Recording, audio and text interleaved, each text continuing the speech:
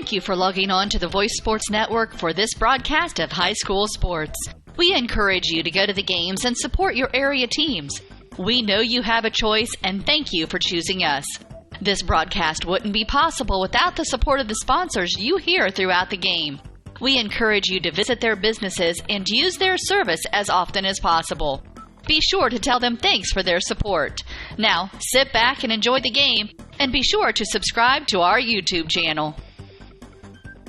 Good evening and welcome to tonight's contest between the Mississenewa Indians and playing host, of course, are your Blackford Bruins.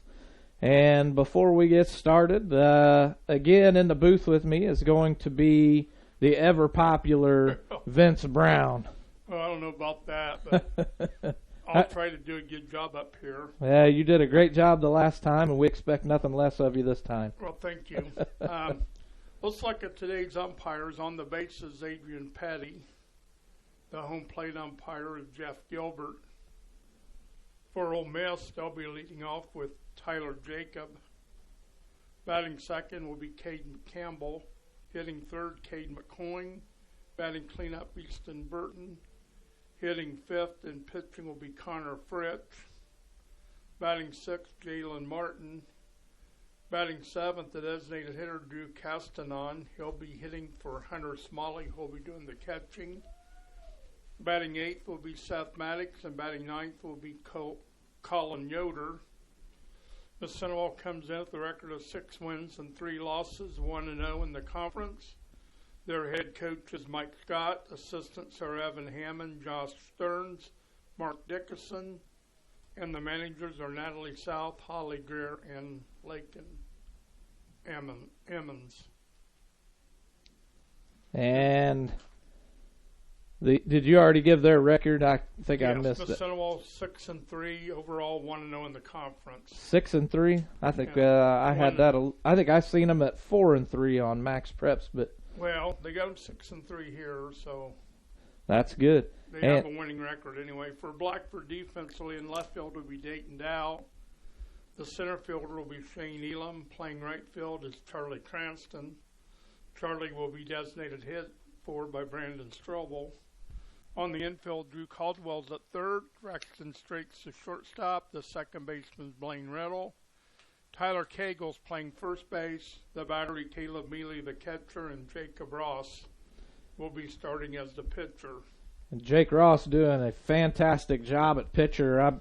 I know I looked up his ERA earlier today and found that he is now at a 2.31 ERA on the season, which is pretty good considering all the games that he has pitched. Yes, that was good. I think Jacob is one of the better pitchers on the Bruin staff also. And Blackford head coach is Tony Eugen. The assistant coaches are Bob Banner, Colton Hissong, Scott Cagle, Kent Davis.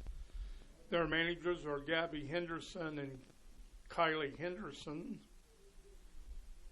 Is that how you say it? Kaylee Henderson.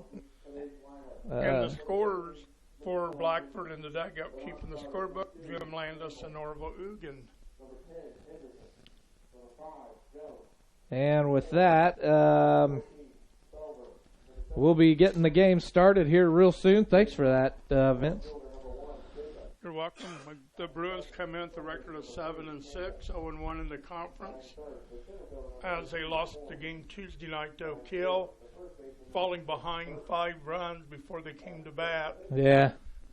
And the wind out there, noticing in the outfield, is blowing straight in towards the plate, maybe a little breeze from center field to left field, and hopefully we'll get off to a good start. Yeah, we need to get off to a good start. We struggled this weekend in the first game against Westdale and struggled getting the bats going and got down 3-0 in the first inning, and then started to come back, but the Warriors just shut us down in the final inning. We started coming back in the 6th inning, and in the 7th inning just didn't have any more gas for them. But in the second game, we put it to them pretty good at 17-6. So is that what it was, 17-6? That's a 17-6. So hopefully they hold that momentum and continue on here And back to the pitchers for Blackford, as I was saying, I was looking at the stats earlier on some of the pitchers and the batting averages, on base percentage, how many hits they have on the season, and there's only one pitcher that has a better ERA than Jake Ross. Yes. Do you know who that might be? No, He's only pitched 11 innings on the season. But it's Caleb Mealy with a .64. Man, that is great. A .64. The only problem is if we pull Mealy, we don't really have any other catchers. Yes. Yeah. I know Braxton did a fine job when he was out there, but then you have to worry about replacing Braxton as well. So hopefully we can see Mealy get to pitching, because when he pitches, he's got a lot of velocity and definitely a lot of movement on his curveballs. So I'd love to see Mealy back out there pitching again, and I guess we'll just have to wait and see. And with that said, why don't we hear from one of our sponsors before we get into tonight's contest? Okay. The Voice of Blackford County Community Newspaper is your hometown newspaper with a staff that takes great pride in covering local community events in Hartford City and Montpelier. Available at newsstands in Hartford City at Needler's Fresh Market, Food and Fuel, John's Service Station, Northside Florist, and in Montpelier at Koffels Family Market, Carrie's Restaurant, and Charlie's Sunoco, with more locations coming soon. The Voice of Blackford County is published every Tuesday with a cost of only $1 or a yearly subscription for $35. You'll find school-related events, obituaries, public records info, church news, community calendar, and so much more. Contact Danny at 765-251-4903 or Ann at 765-330-4842. The Voice of Blackford County Community Newspaper. Local news about local people. And we're back with Vince and Steve, and we're going to have the first batter for Mississenewa up to bat, which is going to be Tyler Jacobs, the left fielder. Again, the temperature 56 degrees. The lights are on both fields as the girls are playing Ole Miss in softball. And Jacobs fouls one off for strike one.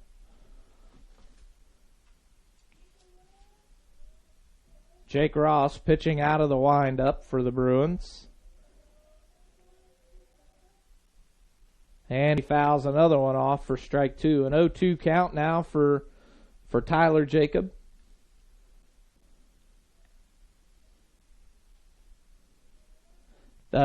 Ross with a 2.31 ERA on the season. And throws one in the dirt for ball one. A 1-2 count now for Jacob. We're off to a good start. We get ahead of the hitters. We're going to have to make sure that they don't get a good hit with 2 strikes on them. And that looked like a curve ball coming in just a little bit high and outside. Ball two. A 2-2 count now for Jacob. And not as well as the softball game, we also have a track meet going on as he hits one out to shallow center. Elam lets it hop in, and he gets a base hit out of it. Yes, Tyler Jacob, a nice hit to center field. Now bring to the plate the second baseman, number 3, Cade Campbell. Jacob was a lefty. Now Campbell going back to the other side of the batter's box. And Jacob with just a short lead, not even halfway to the cut of the grass. Ross now out of the stretch, throws one down the middle and just a little bit low for ball one. A 1-0 count now for Campbell. I'd be very surprised if they send the runner with no outs and the arm that Mealy has. Wouldn't be a wise decision, would it? No, I don't think it would be. And with that said, Jacob Ross threw to first base to keep the runner closer. And a foul tip, bringing the count now to 1-1 with Jacob out on first. I think at one time, Coach Egan timed Caleb Mealy, released from home plate to second. It was one of the quickest releases out here ever for a Bruin, and that was last year when he was a freshman. Yes. His pop time now, last year I believe it was a 2.1 or a 2.2, and his pop time this year I believe is under 2. And as strike 2 comes in, a fastball right down the middle. Now the count for Cade Campbell, a 1-2 count.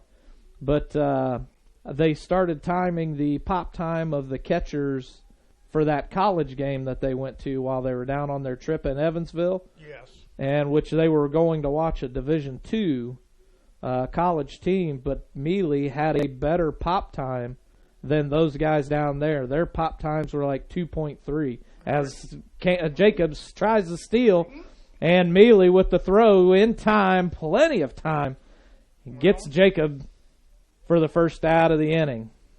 To me, that was surprising that he ran, but as we were saying, Vince. Nice throw by Mealy. It was a little bit on the shortstop side. A great play by Straight, getting the tag down.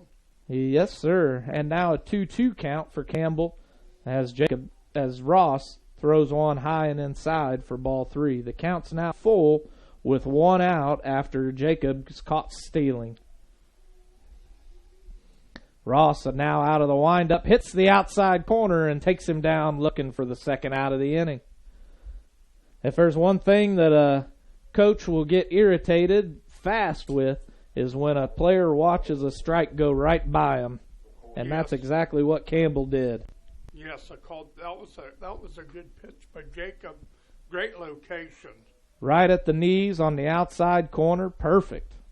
As this pitch comes in, ball 1, a little bit high on the outside corner. Ross still out of the windup. And again, one a little bit too far outside for ball 2 as we have Cade McCoyne, the center fielder, up to bat.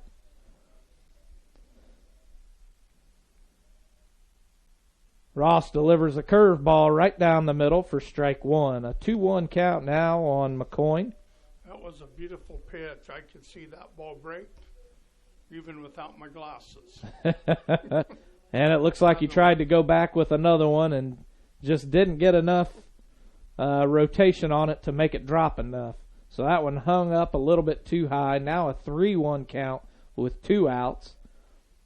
As Ross throws a fastball out to left field, and Dow can't handle it, and McCoyne is rounding to go to second and stands up on second. I suppose they'll score that a double. I mean, yep. I would assume that they would, just for the simple fact that I don't know. I guess you could say that Dayton could have gotten to it. He had the right speed angle to get to it. He just took the wrong angle.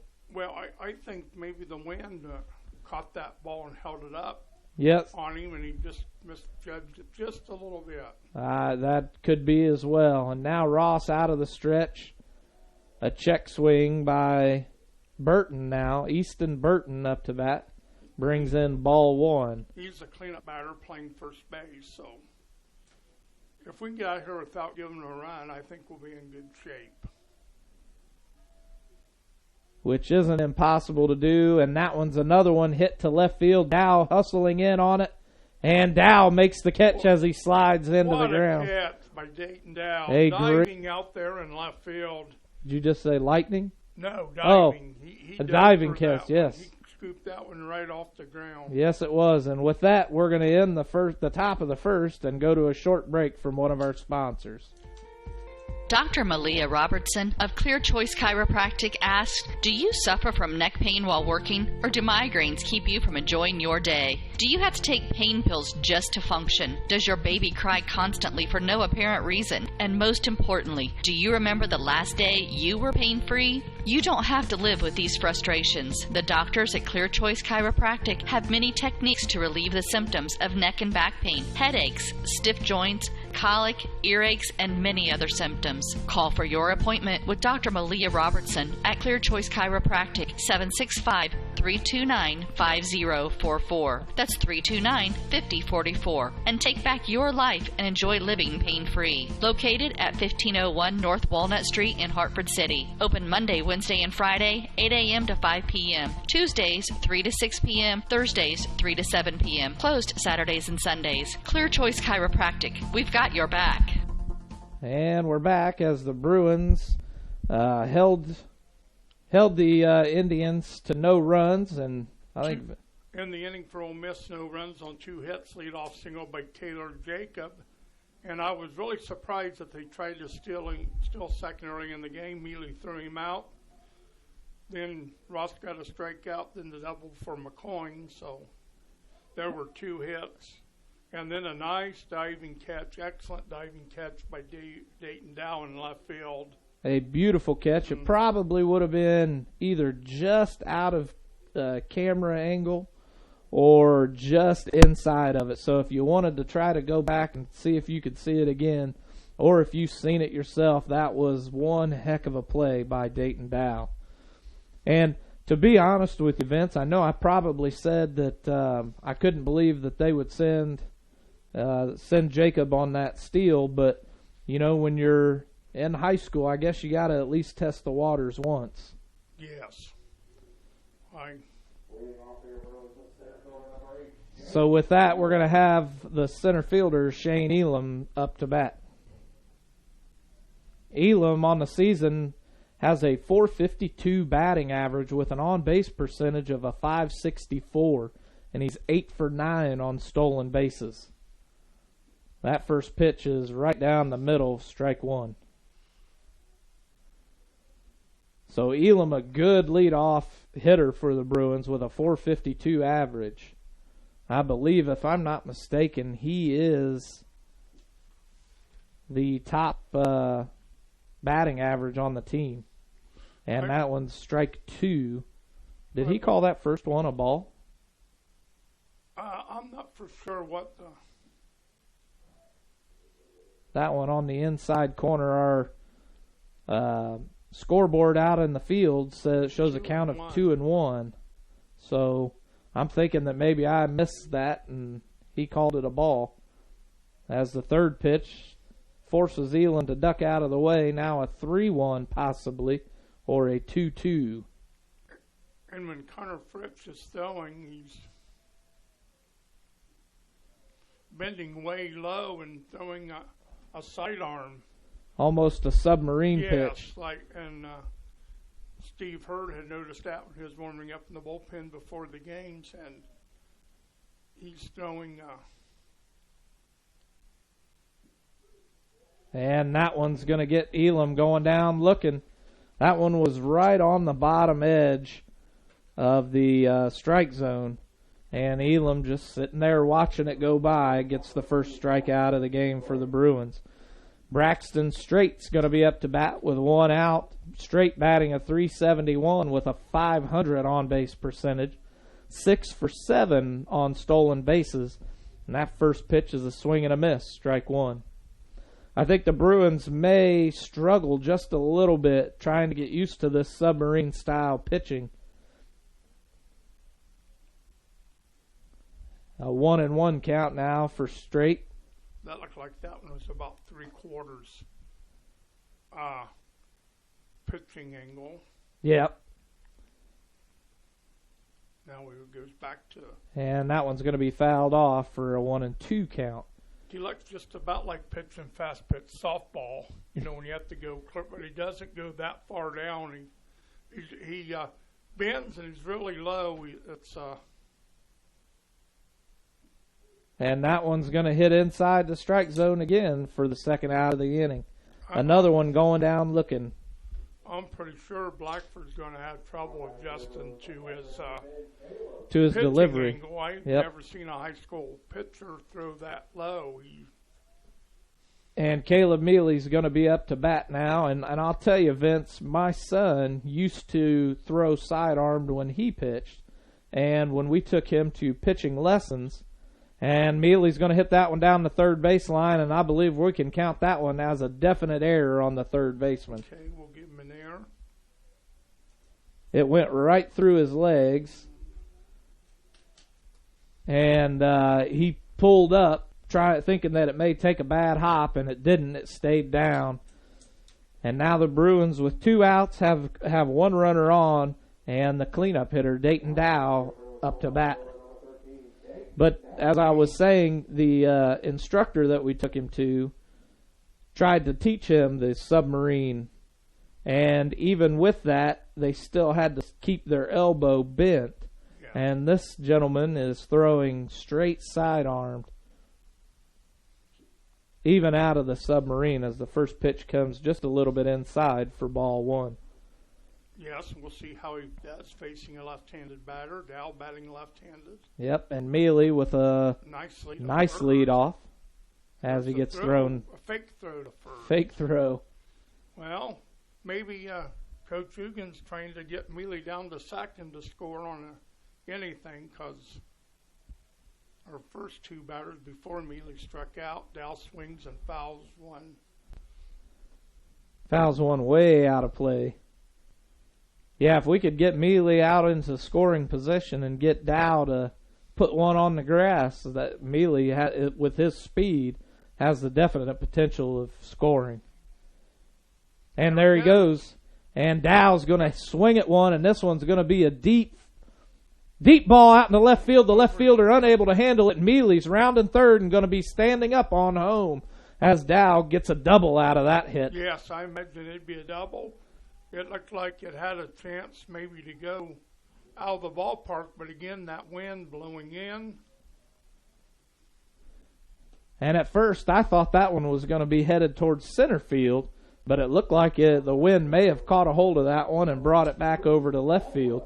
I think even the center fielder, because the way he was running towards it, looked like he thought it was going to be his, and then the next thing I know, the left fielder is stopping on his route to center field, and it goes over his head. So I think you may be right with the wind call there, Vince. And now we're going to have Drew Caldwell, the freshman, up to bat as the first pitch comes right down the middle, strike 1. With his speed and the way the third baseman is playing, I don't know if you'd want to do it with 2 outs, but he could lay down a bunt right down that third base side. Third baseman coming in a little bit now. And are going to call that one strike 2. Because I can tell you, Drew Caldwell can really run. Drew Caldwell definitely has some speed. He's not going to bunt now with 2 strikes. Definitely not. And the pitch comes in, and Dow starts heading to third as Caldwell swings and fouls 1 off. Out of play for still an 0-2 count. That ball went way out of play, but I tell you, the way this wind is blowing, that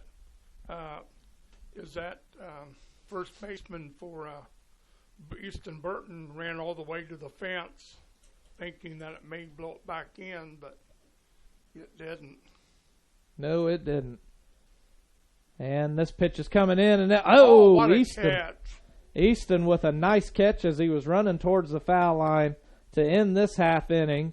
And the Bruins have a 1-0 lead, and we'll be back after this word from our sponsors. While filling your car's fuel tank at Food and Fuel Marathon, fill your body's fuel tank too. Monday through Friday, grab a chicken or tenderloin sandwich, or have out a burger and potato wedges, or onion chips, mozzarella cheese sticks, and Bosco breadsticks. If biscuits and gravy are your thing, they're available every Monday through Saturday morning until they're gone. And you'll have to grab a Poppy's Extreme donut or 2, available daily. Food and Fuel Marathon, 1621 North Walnut Street, Hartford City. Open Monday through Friday, 4:30 a.m. to 11 p.m. Saturday, 6 a.m. to 11 p.m. and Sunday, 6 a.m. to 10:30 p.m. Food and Fuel Marathon, fueling your vehicle and you.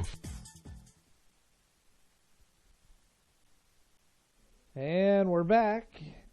And Vince, I think you have some stats for us. Yes, an inning for Blackford, 1 run on 1 hit, the double by Dayton Dow. There was 1 Mississenewa error. Immediately scored the run. Dow had the double to drive in the run. And the last batter, Drew Caldwell, hit 1 right on the nose. A line drive right down the first base line with an excellent play by Easton Burton to end the inning. That was a good play, and it probably kept the Bruins from going up 2-0 on the Indians. And after 1 inning, Blackford leads Mississenewa 1-0. Blackford has one hit. Mississenewa's made one error. And Miss Indians have two hits, and the Bruins have not made an error. Well, no, and again, in top of the first, a big out. Caleb Mealy throwing out the runner, Tyler Jacob trying to steal second. And with that, we're going to have number 7, Connor Fritsch, the pitcher, up to bat for the Indians.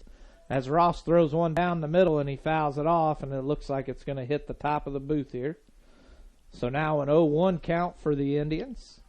Yes, the flag is just like they show on WGN when the Cubs are playing the wind at Wrigley Field.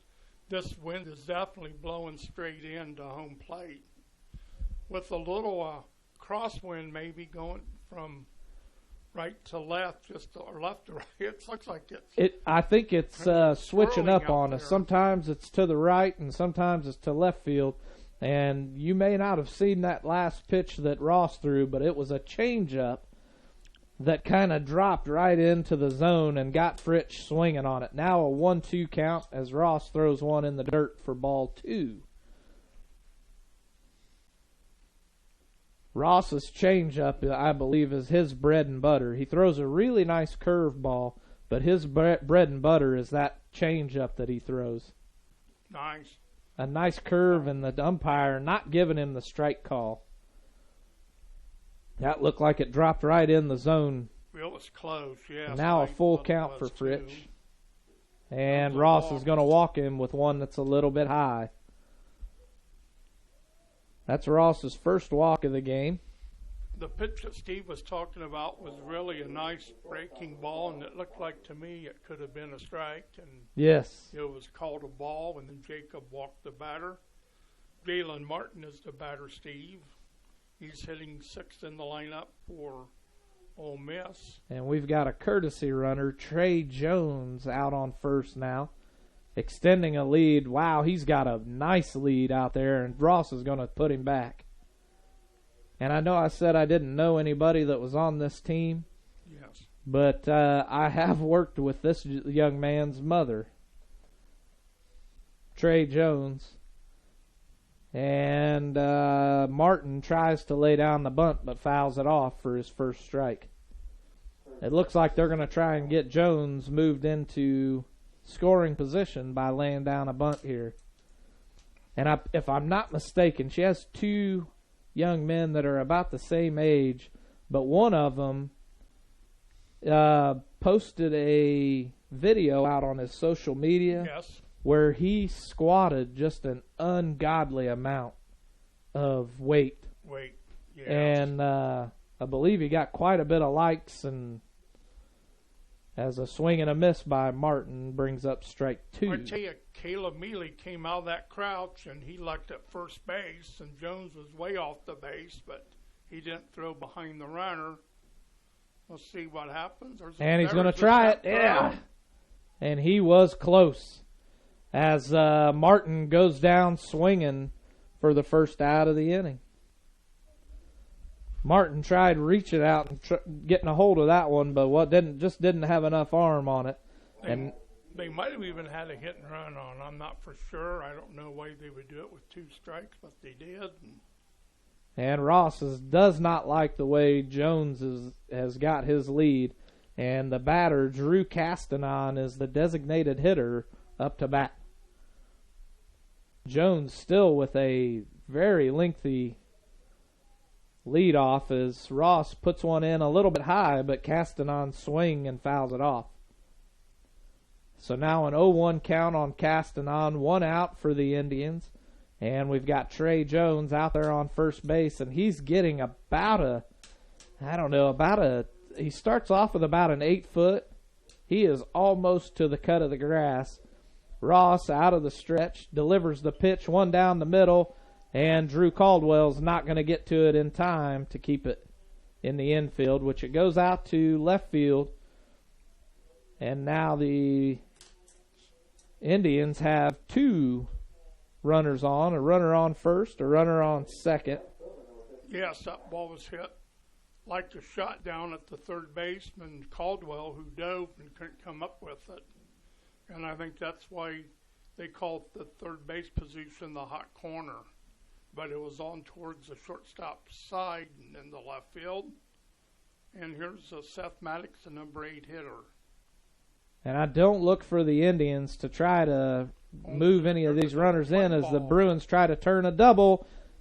And they are not able to get the runner at first. They got the runner at second, and now Trey Jones is going to score on the throw to first. So we've got a runner on first now, 2 outs.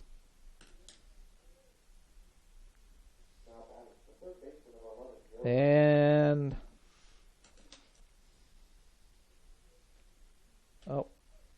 I suppose Maddox would get an RBI on that. I'm not for sure. Yeah, you got me on that one, Vince. Again, Jones was a spatial runner, pinch runner from second, and he scores on the ground balls. The Bruins cannot turn the double play. And now we've got Colin Yoder up to bat as Ross tries the pickoff move again, and Cagle unable to handle it, but it doesn't go far enough to allow him to take an extra base. Those runners from Mississenewa were getting off there quite a ways, especially like we said with the, what's that called again, the pop? The pop time.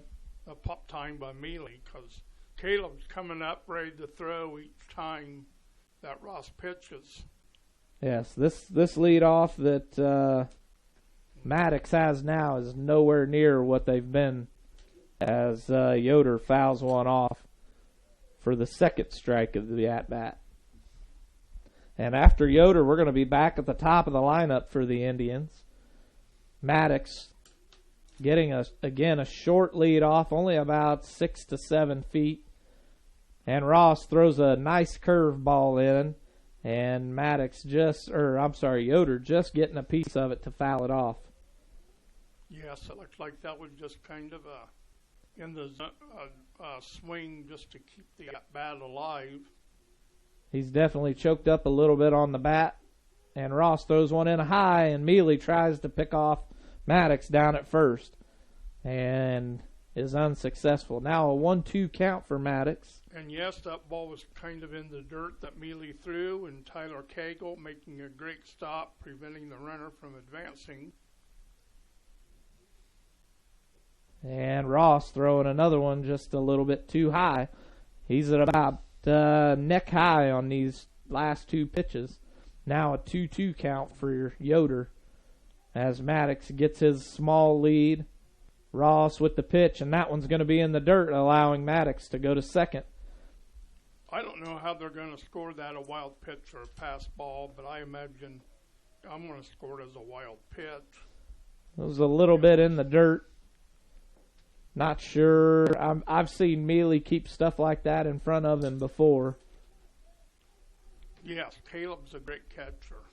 So now we have a 3-2 count and a runner on second as Ross spins for the pickoff move but hangs on to the ball. Nobody was covering second for us. And Ross out of the stretch puts one on the outside corner and gets Maddox going down swinging for the second out of the inning. And now, like I said, we're going to be back to the top of the lineup with Tyler Jacobs. That was the third out, Steve. Was it? Yeah. It was the third out. I missed it, too. I completely went off the rails on that one, didn't I? All right, well, the Bruins able to hold the Indians now just to 1 run in that inning. And let's go ahead and hear from one of our sponsors, and we'll be back. Foundations Building Material is proud to support Blackford High School athletics. Foundation Building Material is your local building materials distributor in East Central Indiana. Our promise to our customers is to do business with integrity and honesty and strive to be the best every day. And never forget, we work for you, our customers. We are founded on principle and built on purpose. Distributors of drywall, steel studs, Armstrong ceiling, and insulation. Call Aaron Farrell, 260-471-2181. Foundations Building Materials. Clear Choice Chiropractic. If you're suffering from neck or back pain or suffering from migraines or have a colicky baby, call Dr. Malia Robertson at Clear Choice Chiropractic. They have many techniques to relieve these and many more symptoms with chiropractic care. Located at 1501 North Walnut, Hartford City. And now to you, Vince. Okay, in the inning for Ole Miss, 1 run. There was 1 hit, the single by Drew Castanon. No Blackford errors. And 1 runner left. Jacob Ross struck out 2 batters that inning. And the last batter he struck out was his 3rd of the game. So we go to the bottom of the second. Ole Miss and Blackford tied 1-1.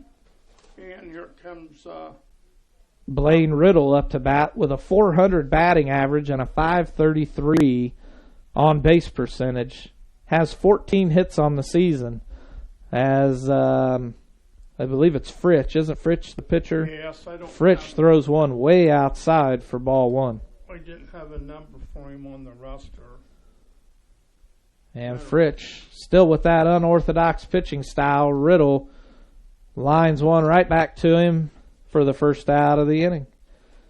So 1 out for the Bruins, and now the sophomore basketball hero this season, Brandon Strobel, up to bat. Yes, Brandon had the key hit against Oak Hill. The single that off of Middlesworth last week, last Thursday, that set up the Bruins for a great comeback, and now he's designated hitting. And it's Fritsch, right? Fritsch, still at that unorthodox pitching style, a 1-0 count. Did you get to see the game that he had the game winner? No, in basketball, you didn't make that game? Yes, I did. Oh, okay. Yes. I was against Southern Wells when he shot the 3 right from the corner. Yes, yes. Level 1 point. Now a 2-0 count for Strobel as Fritsch out of the windup. Just missing the outside corner for ball 3. He's coming a little bit over the top. He's not throwing from down as low of an angle as what he was. No, he's not. It's almost like he's got a normal pitching style. He's just pitching it from a lower angle. So now a 3-1 count as that one finds the strike zone. And Strobel's going to get a nice hit out into left center field. And the left fielder comes over and makes the snag to get the second out of the inning. What a catch. A nice catch by the left fielder. Comes over into about left center. Of course, they're playing well, as he starts to walk, they're playing a little bit. They're playing probably, 50 feet off of the baseline? Looks like they're playing kind of as shallow like Southern Wells did against Blackford. Yes. But again, the wind is blowing in, so. If we could get one down the baseline, I thought that was going to be it. Yeah. If we could get one down the baseline, I think we're looking at a triple minimum and maybe even a little bit more as Ross fouls one off for strike 1. Yes, Jacob Ross is the pitcher for the Bruins, batting in the 8th position. With the way they're playing off the baseline, and there it is right there. And that one's going fair down the baseline as Ross starts to round first, going to second, and the throw gets put into the second baseman, and Ross has got a standing double. Boy, Jacob Ross, yes, a stand-up double. As soon as he hit the ball down the left field corner, Coach Bobby Banner was already sending him to second with the big. We're going to have a pinch runner for Blackford, which is a good idea. And that's going to be Dalton Willman, the pinch runner. Dalton Willman will be pinch running for Jacob Ross. So now we've got 2 outs for the Bruins. Tyler Cagle, the first baseman, up to bat with a runner on second. Willman, the runner, running for Jake Ross as he gets a large lead off. The shortstop coming up just behind him. Now the second baseman coming in to cover. And the pitch comes in, and that's going to be inside for ball 1. A 1-0 count now for Tyler Cagle. Tyler batting a 231 on the season with a 444 on-base percentage. as he fouls one off and out of play for strike one.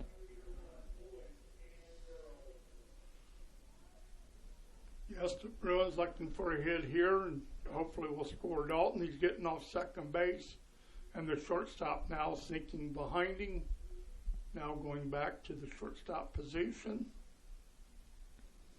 And Cagle's going to get a hit here, and the right fielder standing underneath of it and makes the play for an easy out. And with that, Vince, let's go ahead and go to another sponsor, and we'll be back right after this. Are you looking for a job or know of someone who is? Peyton's Northern, a Kroger company, is now hiring. At Peyton's, you'll get a job with career advancement opportunities, employee discounts, tuition reimbursement, and educational assistance.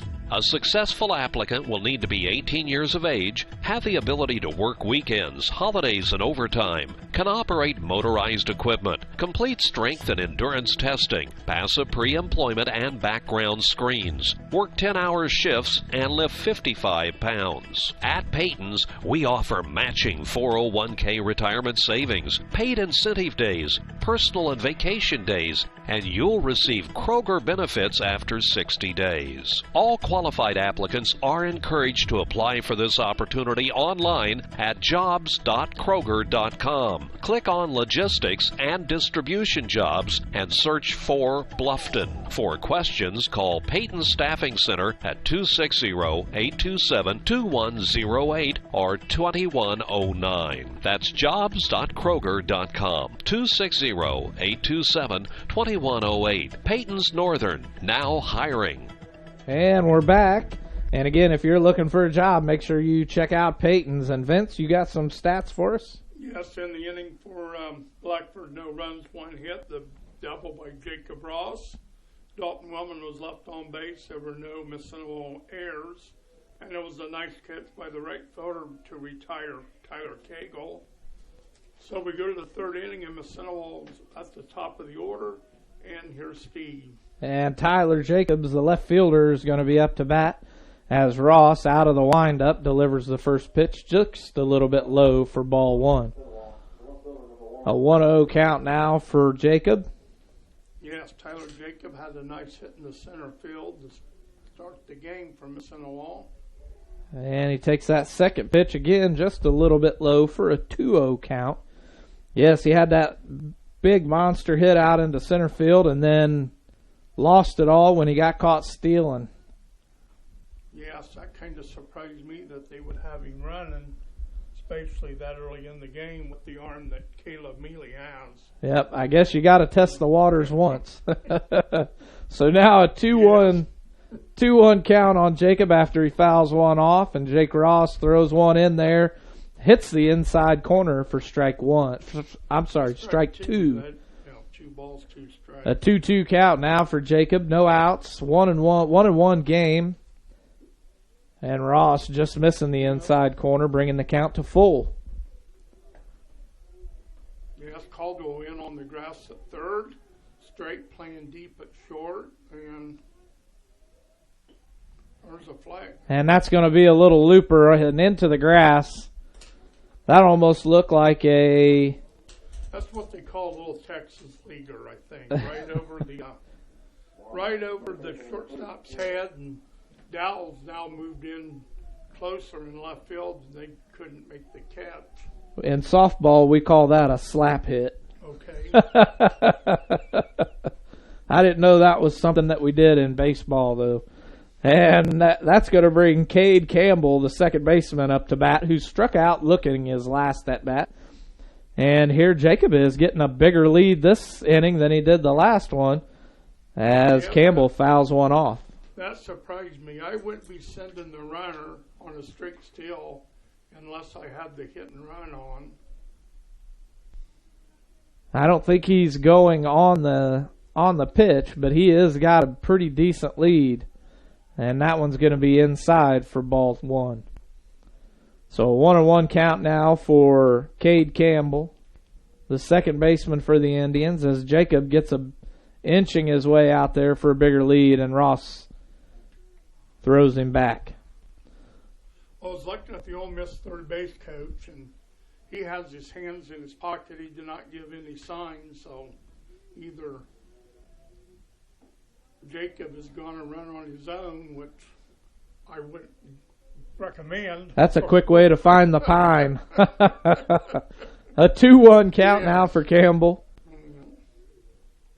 And Ross throws that change up and gets Campbell to swing and fouls one off for a 2-2 count. They don't have this kid. Campbell's a good athlete. He's one that scored the touchdowns against Blackford in football. They don't have their height or their weight or their gear in school, but I think he's.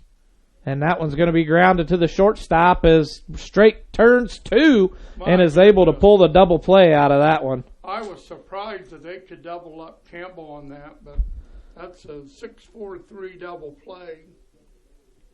And a nice double play it is to get the second out of the inning. Cagle. And now we're going to have Cade McCoyne, the center fielder, up to bat for the Indians. And he doubled the last time to right over Dow's head. And I just got an update for the girls, and it is not looking good across the way. And McCoyne's going to foul that one off for the first strike of the at-bat. An 0-1 count for McCoyne. 2 outs for the Indians after the Bruins pulled their first double play of the season, if I'm not mistaken. Tied at 1. Ross throws one just a bit outside for ball 1. But for those that really want to know, the score in the top of the second with 1 out is 18-0 Mississenewa. A 1-2 count now for McCoyne. 2 outs for the Indians. Ross out of the windup. Delivers the pitch. Another changeup. And Straight just misses it. Bounces off of his glove as McCoyne rounds first, but stays where he's at. That's got to be a base hit. Yep, I would definitely call that one a base hit.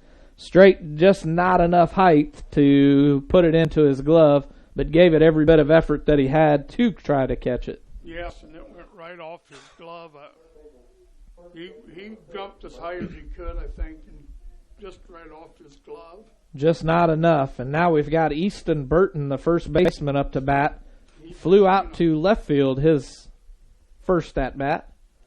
And he's a cleanup batter. As that one's high and inside for ball 1. He is also the one who made that great catch from Drew Caldwell's hit in the first inning. And Ross throws one again just a little bit too high for a 2-0 count. Cade McCoyne getting off first base quite a ways after that pitch. Yeah, he's about a step from the cut of the grass, and that one's going to be lined down to third. And Caldwell not able to make it to the ball. And that's going to give him a single. Yes, that'd be a base hit. Caldwell again trying to dive. And the third base coach holding the runner up at second, which was a good idea on his part because Dayton Dell had the ball quickly and would have probably thrown him out at third. So here's the pitcher, Connor Fritsch. Connor Fritsch is the only scorer of the Bruins, or off of the for the Indians, was walked his last at-bat. A swing, and I believe that one was fouled off for strike 1. Yes, it's foul ball. Runners on first and second. 2 outs for the Indians. An 0-1 count for Fritsch.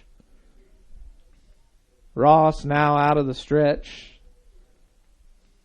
And spins for the pickoff, but holds on to it. I was going to say McCoyne was getting a big lead off.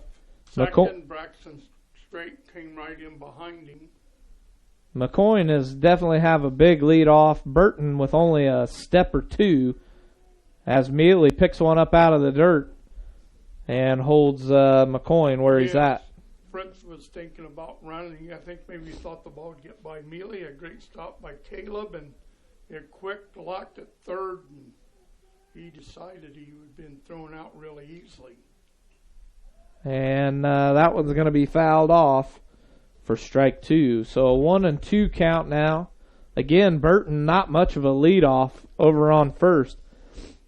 But McCoyne really with probably about an 18-foot leadoff out on second base. And now he's extending it.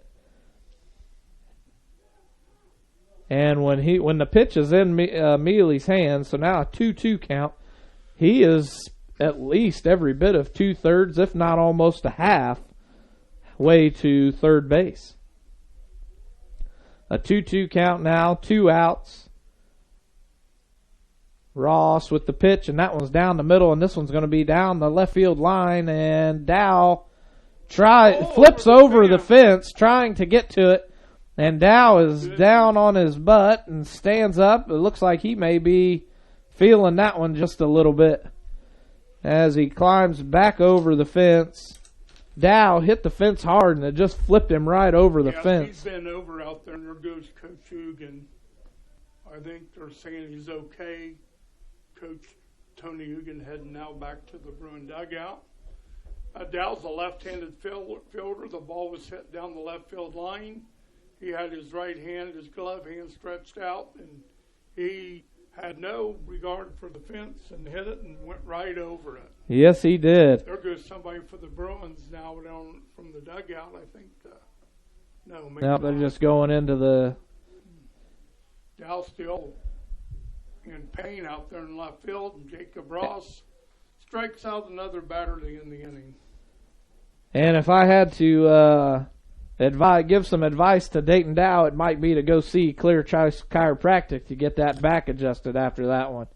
And with that, we'll hear from some more of our sponsors. Locally owned Straits Drywall and Paint, LLC, owned by Jeff and Aubrey Strait, have 30 years of experience in commercial and residential painting and drywall finishing. Straits Drywall and Paint can do anything from new construction to remodels. Does your home need a new touch of color inside or out? Call Jeff or Aubrey at 765-499-9416 for a free quote. Straits Drywall and Paint, LLC.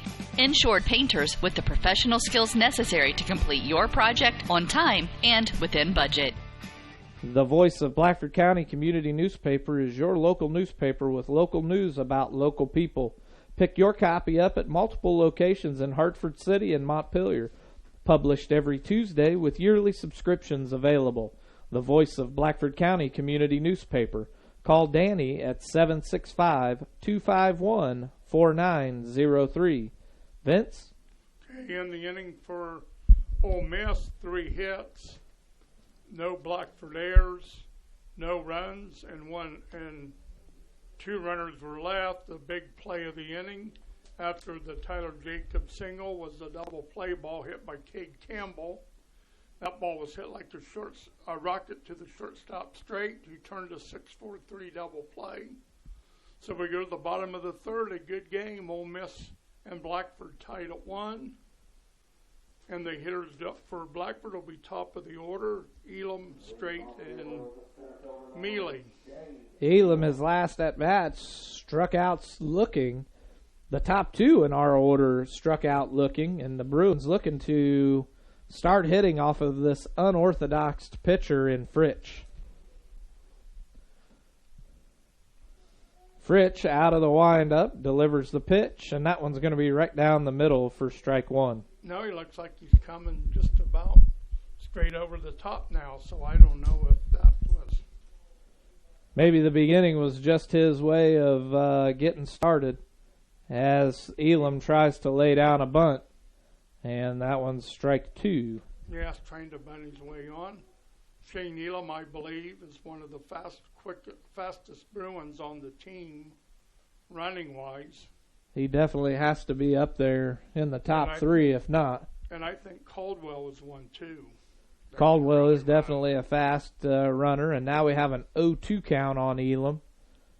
Fritsch still out of the windup, delivers that one way high, getting Elam to duck down for ball 1. Like that was more of a submarine pitch there than what he'd been throwing. Yeah, he tried to bring that one from down low. I'm guessing that it looks like maybe the lower he goes and the lower he stays, the more movement his pitches have on him. And Elam's going to get a hold of that one. It's going out to left center, and the left fielder comes over to get the first out of the inning. And that was a nice catch out there by the left fielder. Yeah. I think that is still Tyler Jacob. Now you can kind of see why they play where they're playing. They have the speed to get to just about anywhere they need to on the field.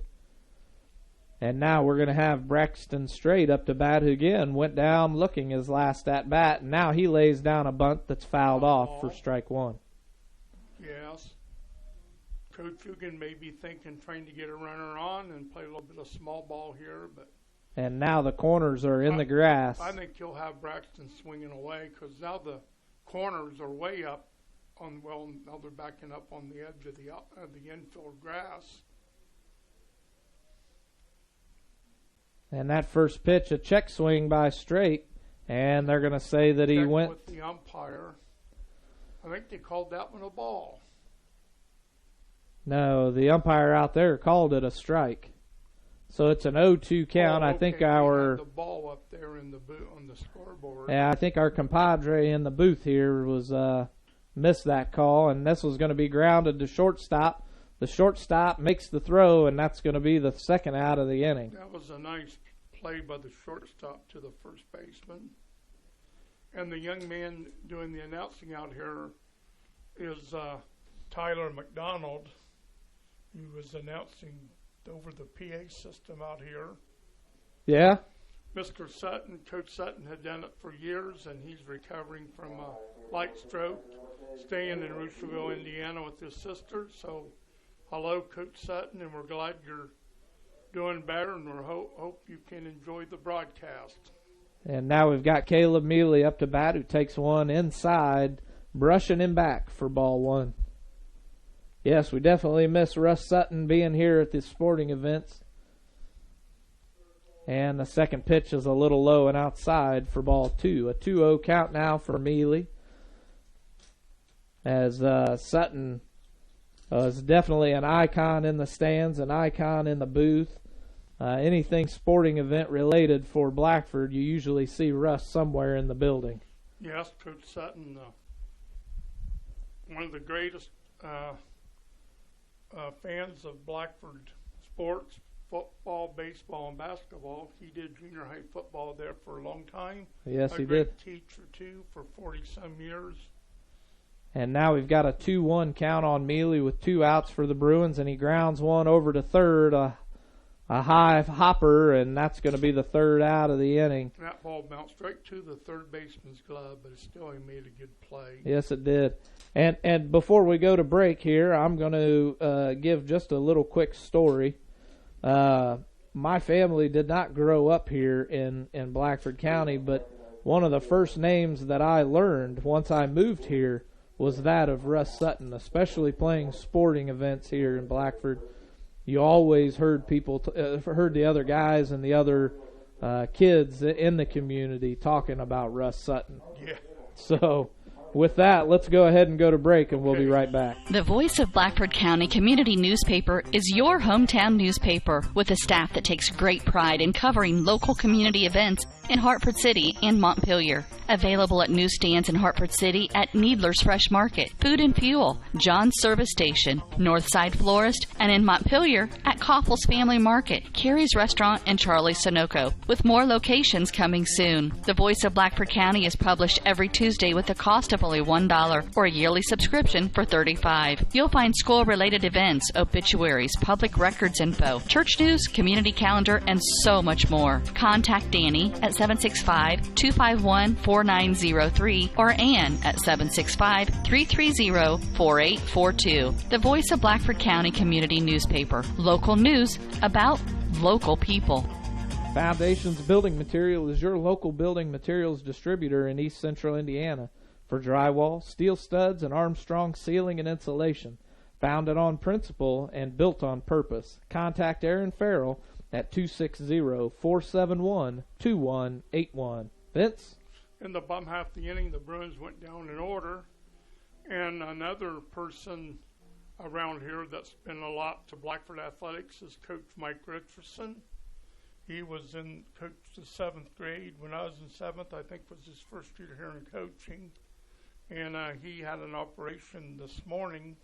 Really? Or yesterday morning at Indianapolis. And Coach Sutton had texted me during the day saying that he was hurting some but feeling a little bit better. So, well, Coach that's good. Richardson, we're thinking about you and praying for you and hope you have a speedy recovery also. Hopefully he's watching as well. I haven't heard anything about him. He's a new name for me. But the only other name that most kids around here know is that of Vince Brown. You can ask any kid at Little League or any kid who's ever played Little League, they know about Vince. And now we have an 0-1 count for the leadoff batter, Jalen Martin, also the shortstop. Well, thank you, Steve. Yes, I know. Every kid knows you, Vince. I know that for a fact. And now a swing and a miss brings up strike 2, an 0-2 count now for Martin. And the kids just loved you down at the Little League Park and enjoyed listening to you announcing the games down there. Well, thank you. I appreciate that. Ross throws one high and inside, ball 1. A 1-2 count now for Martin. Struck out swinging his last at-bat in the last inning. Ross out of the windup delivers one a little bit outside and low for ball 2. A 2-2 count now for Martin.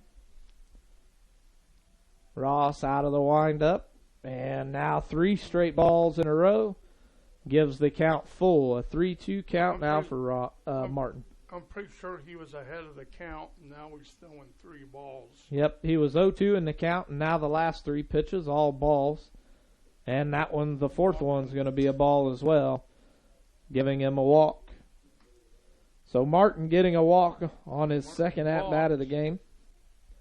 And now we're going to have Drew Castanon, the designated hitter, for Hunter Smalley, the catcher. And Castanon was the one that hit the little, what I call kind of Texas leaguer right over Straight's head the last time. And he tries to lay down a bunt. Foul ball. Seems like both coaches are knowing that the way these pitchers are pitching, that it may be a low-scoring game, and 3 runs or maybe 4 will win this game. So definitely a little bit different than the game between the two last year when we were at Mississenewa, and I do remember at least 2 home runs hit in that game. And Mealy's going to catch one out too far, and now they've got him in a pickle, and they're going to let him go back to first as Riddle unable to handle the throw. Yes, Mealy having picked, he threw behind the runner. Cagle threw to the ball into the dirt. It went by the second baseman Riddle. Nice back up by Braxton Strait to preventing the runner from advancing to second. So what should have been an out, now the runner's safe on first, and we're going to have, I believe it's a 1-1 count. Did you record the last pitch? Oh, boy. And Ross throws one in the dirt, and now Martin's going to make his way out to second. Again, I'm going to score that as a wild pitch. It short hopped in the dirt like a 59. Well, the pitching distance is 60 foot and 6 inches. And I think they call that in Major League Baseball like a 59.6 a pitch right in the dirt. Those are hard to catch. Yes, it was. Now the runner squares the bunt. Jacob Ross turns the throw to second. And Martin goes back to where he came from, which is second base now. He may be trying to bunt him over to third base. With no outs, it'd be a smart move, and now Ross picks up the bunt and throws one just a little bit high, but Cagle comes off the bag and gets the out with the tag. And now that's the first out of the inning, and just like you said, Martin goes on his way to third.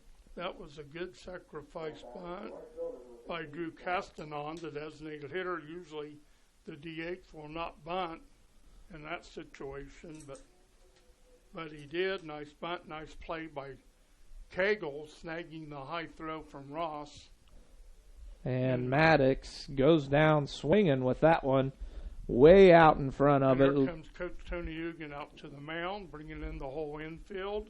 And that looks like that was one of those change-ups that I was talking about earlier for Jake Ross. And let's have another ad read while we're here. And wait and stop by Food and Fuel Marathon on North Walnut Street for fuel for your car and fuel for you. Lunch available Monday through Friday, biscuits and gravy Monday through Saturday, and Poppy's Extreme Donuts daily. And don't forget, Vince, have you had one of their Coney dogs? Oh my goodness, every Thursday I run in there while I'm working and get me a Coney dog. They're delicious. But open Monday through Friday, 4:30 a.m. to 11 p.m., Saturday, 6 a.m. to 11 p.m., and Sunday, 6 a.m. to 10:30 p.m., and that's Food and Fuel Marathon. And I'm telling you, Vince, if you haven't had one of their Coney dogs, you've got to try them. Okay.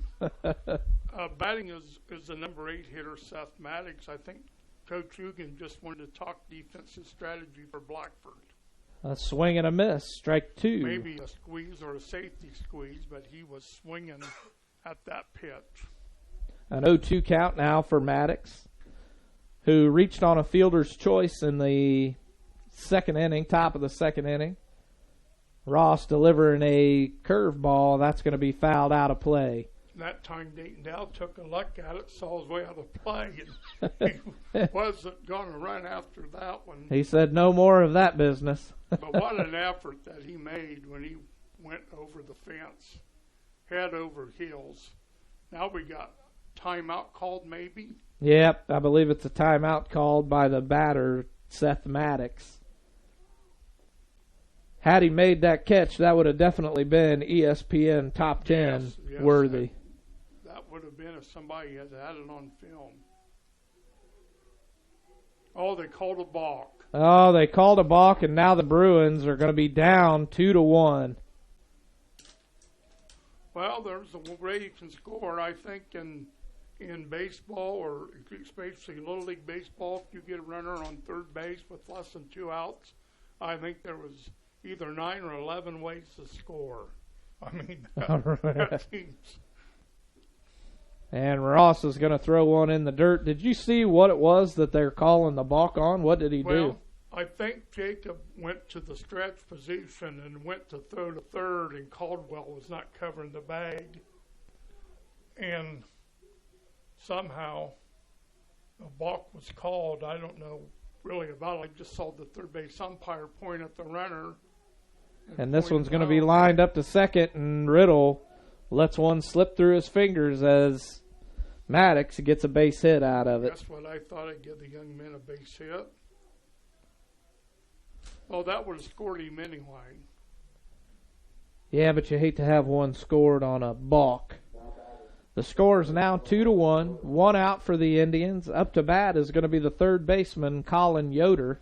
He's a number 9 hitter. Let's see if the coach would elect to sacrifice him to second.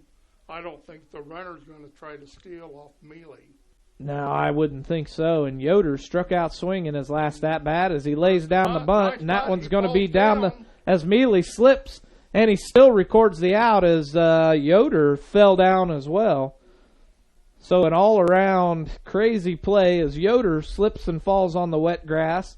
Mealy, as he turns to throw, slips and falls on the wet grass. But not before Maddox is able to advance to second. Yes, I don't think I've ever seen a play like that. You know, it's raining because I can see the white rain on the windows. But again, the batter runner after the bunt, a beautiful bunt, by the way. It wasn't. He slipped about before he got to the double line, the running line. Mealy picked up the ball. He slipped. He glanced at first, saw the runner was not there, and made a good throw to the first baseman. And that pitch way high and outside for ball 1.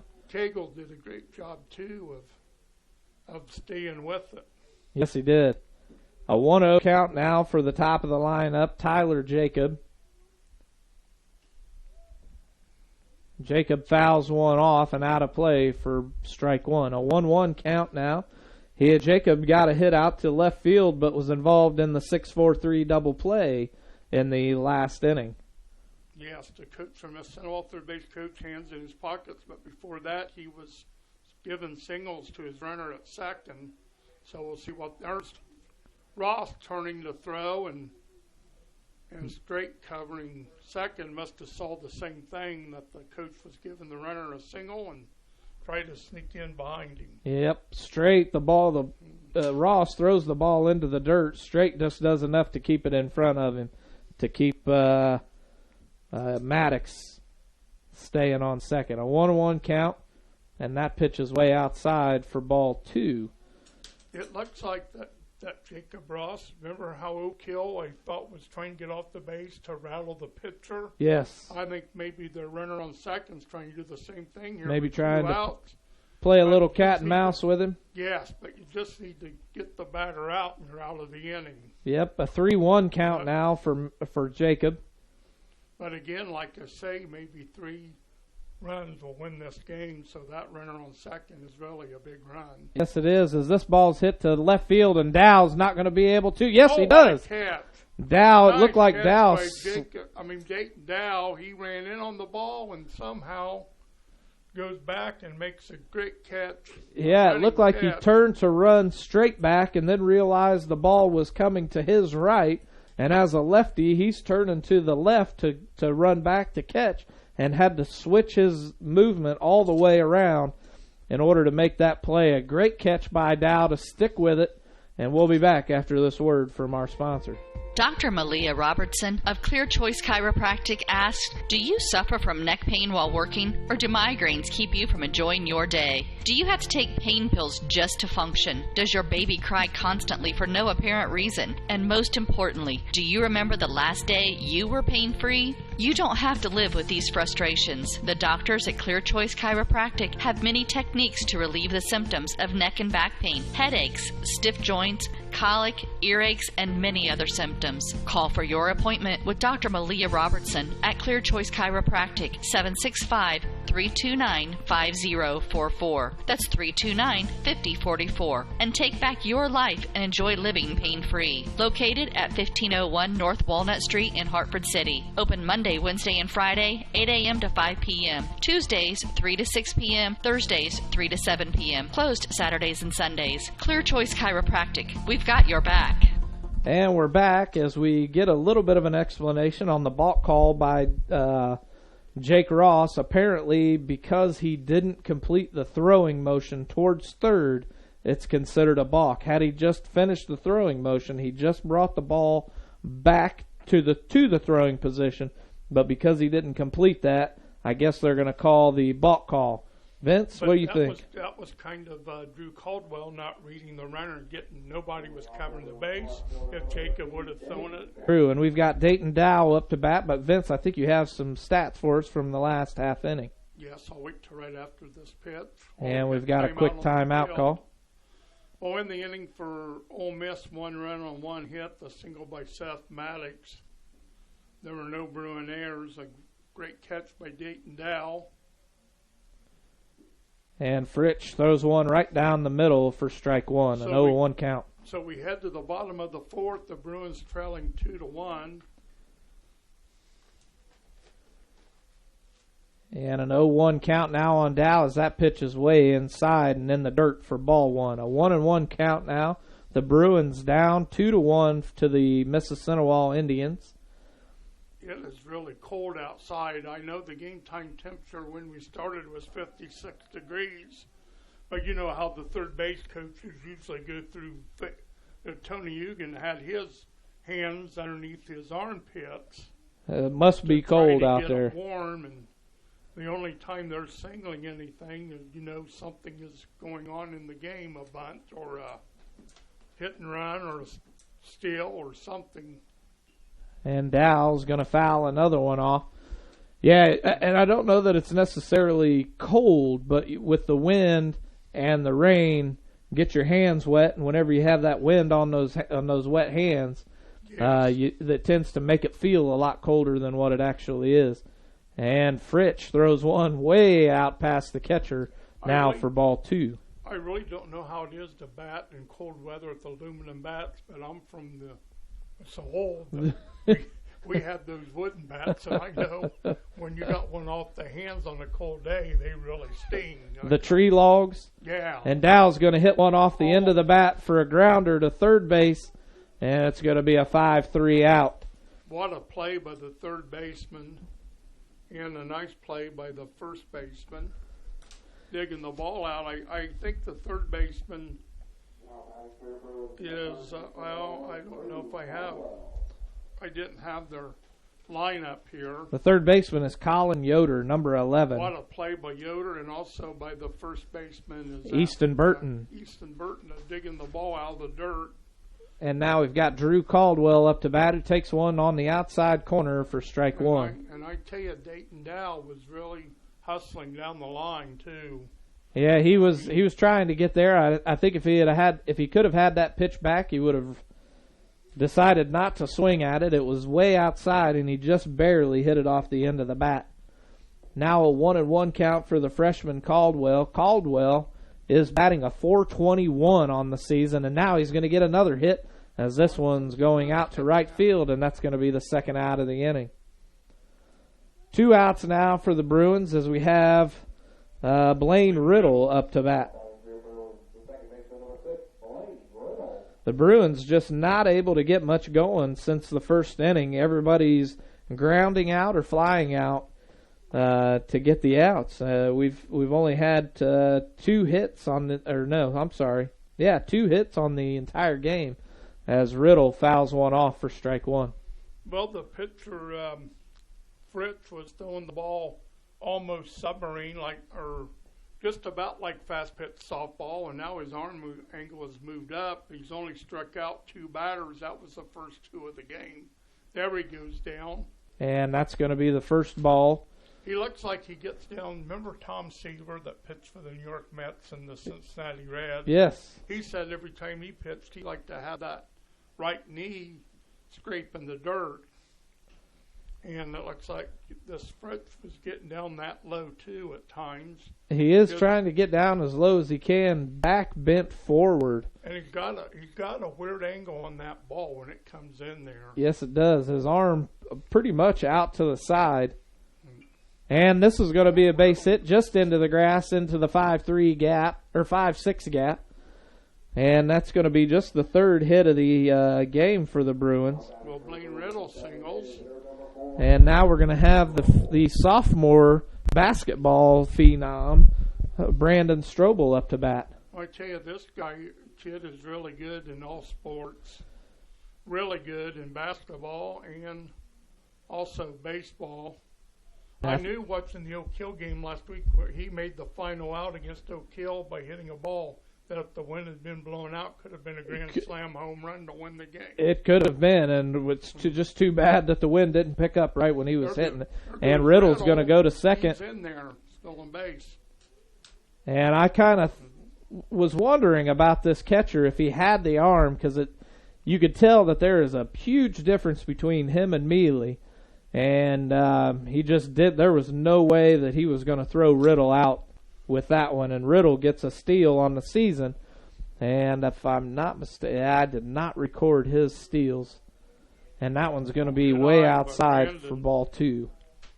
That ball looked like he was trying to break it all, throw it on the corner and have it curve away from the batter to get him to chase a bad pitch. Almost by the catcher. A great stop by the catcher. I think that's still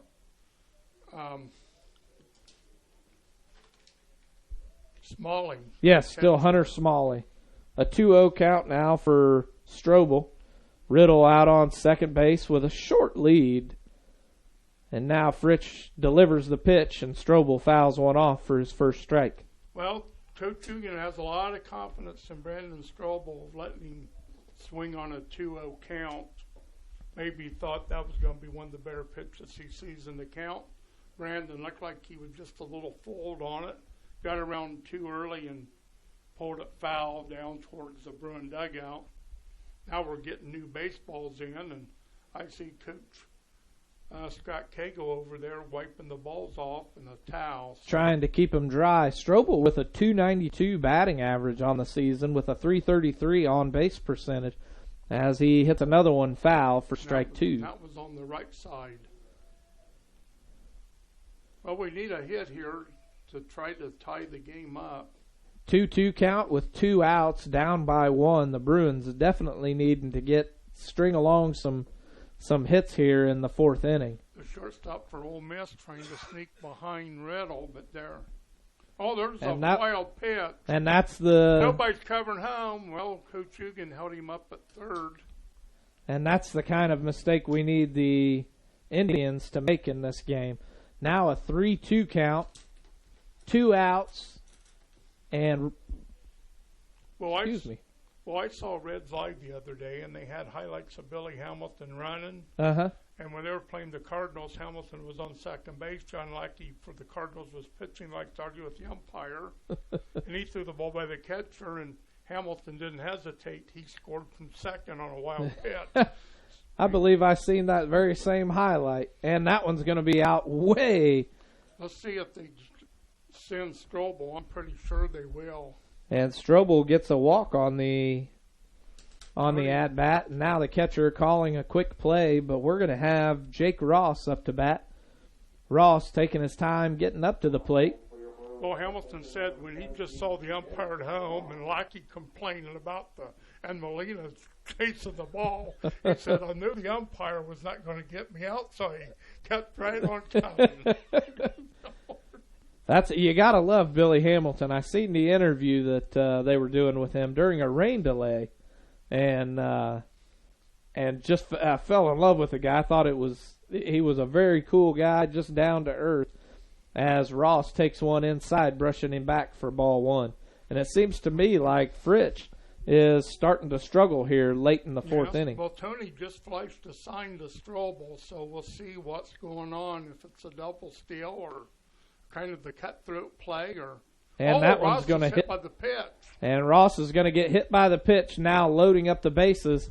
And Fritsch it seems like he is unable to work that. And yes, now we're going to have a timeout called by Mississenewa. And we're having a pinch runner, Wellman, for Ross again. And let's with 30 years of experience, Jeff and Aubrey Strait, owners of Straits Drywall and Paint LLC, can help you with any project you have, from commercial and residential remodel to new construction. Give your home that new touch of color. Give them a call at 765-499-9416. And don't forget to follow them on Facebook.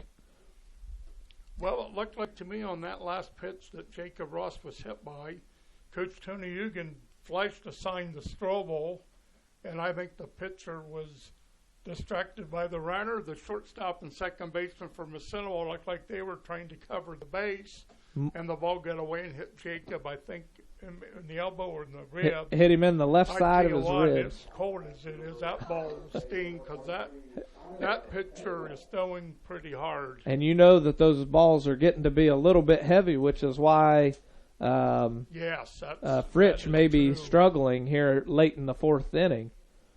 Well, when those balls get wet, they get heavy, and it's almost like throwing a weighted ball as he throws the first one way outside for ball 1. Again, a nice stop by the catcher, Smalley.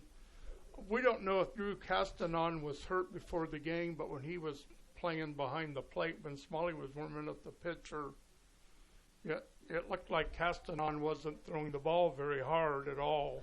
Yeah, I think Castanon may just be was out because he didn't have any gear on whatsoever. It was just a catcher's glove, and I think he just may have been out there for warm-ups. Yes, he was.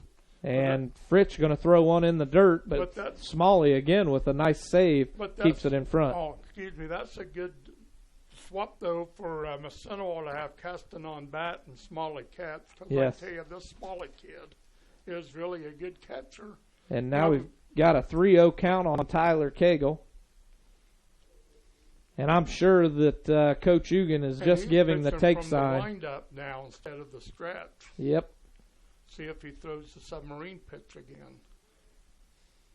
And he does. He puts one right down the middle to bring the first strike in quite a while, and a few batters now. 3-1 count now for Tyler Cagle. 2 outs for the Bruins. Runners on first, second, and third loaded up. And And, they're going to call that one a strike, Vince. And Coach Hugan was talking to Blaine Riddle, and I tell you, he got a good start down that line. And of course, being in foul territory. So here comes the payoff, full count pitch. Runners will be running like horses on a merry-go-round. So there they go. And he's going to walk him, and that's going to score one. So the Bruins now tied, and I'm thinking that we're going to have a change in pitchers here coming up as he started to walk out, and then he backed away, and now he's back on his way out there as Fritsch walks 3 in a row. And you knew you had to see this one coming. You can't let a pitcher sit out there and walk batters and score runs in, right? Yes, and the jump that Wellman had on that when he was leaving first base with the base load and a full count, I tell you, he was about 7 feet, 10 feet from second base, and if Cagle could have got a hit, I'm not sure Wellman wouldn't have been able to score. Hey, Wellman was on second base by the time the pitch left the pitcher's hand, and it looks like we're going to have Cade McCoyne coming in to finish the pitching duties for Fritsch. And while we do that, why don't we hear from one of our sponsors?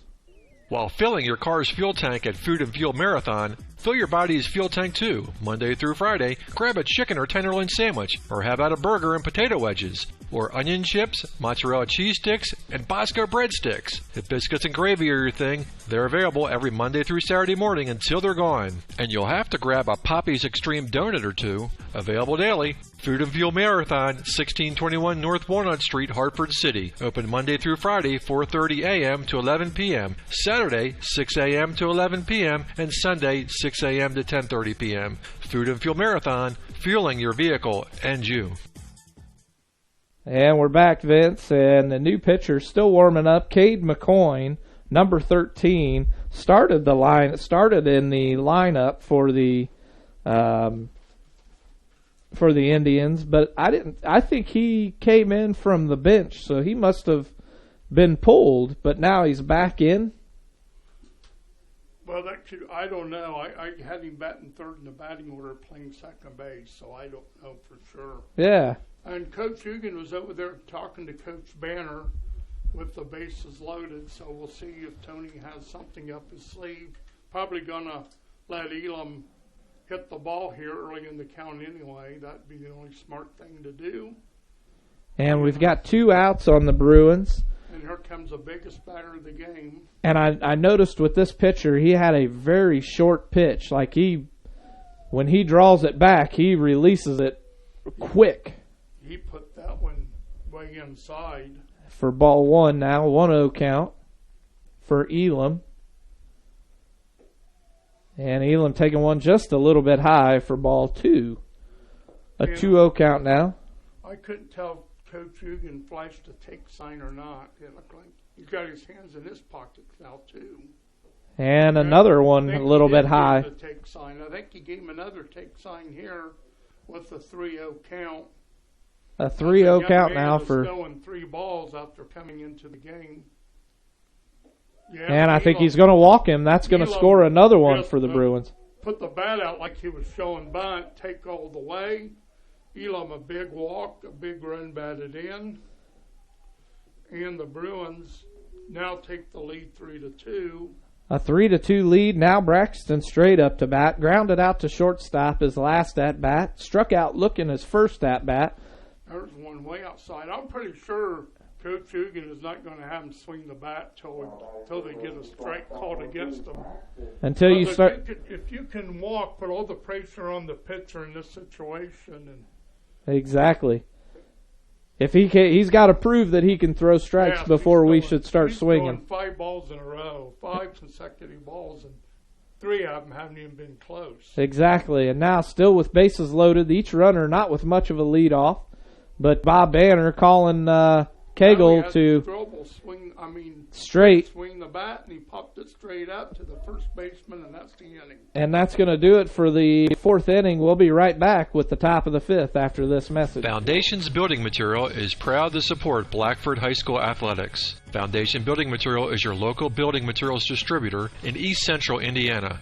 Our promise to our customers is to do business with integrity and honesty and strive to be the best every day.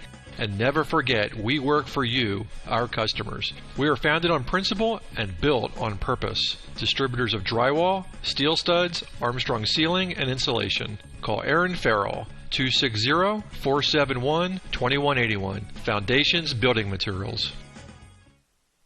And we're back, Vince, and I'm going to do a quick ad read, and then we're going to get back into your statistics, okay?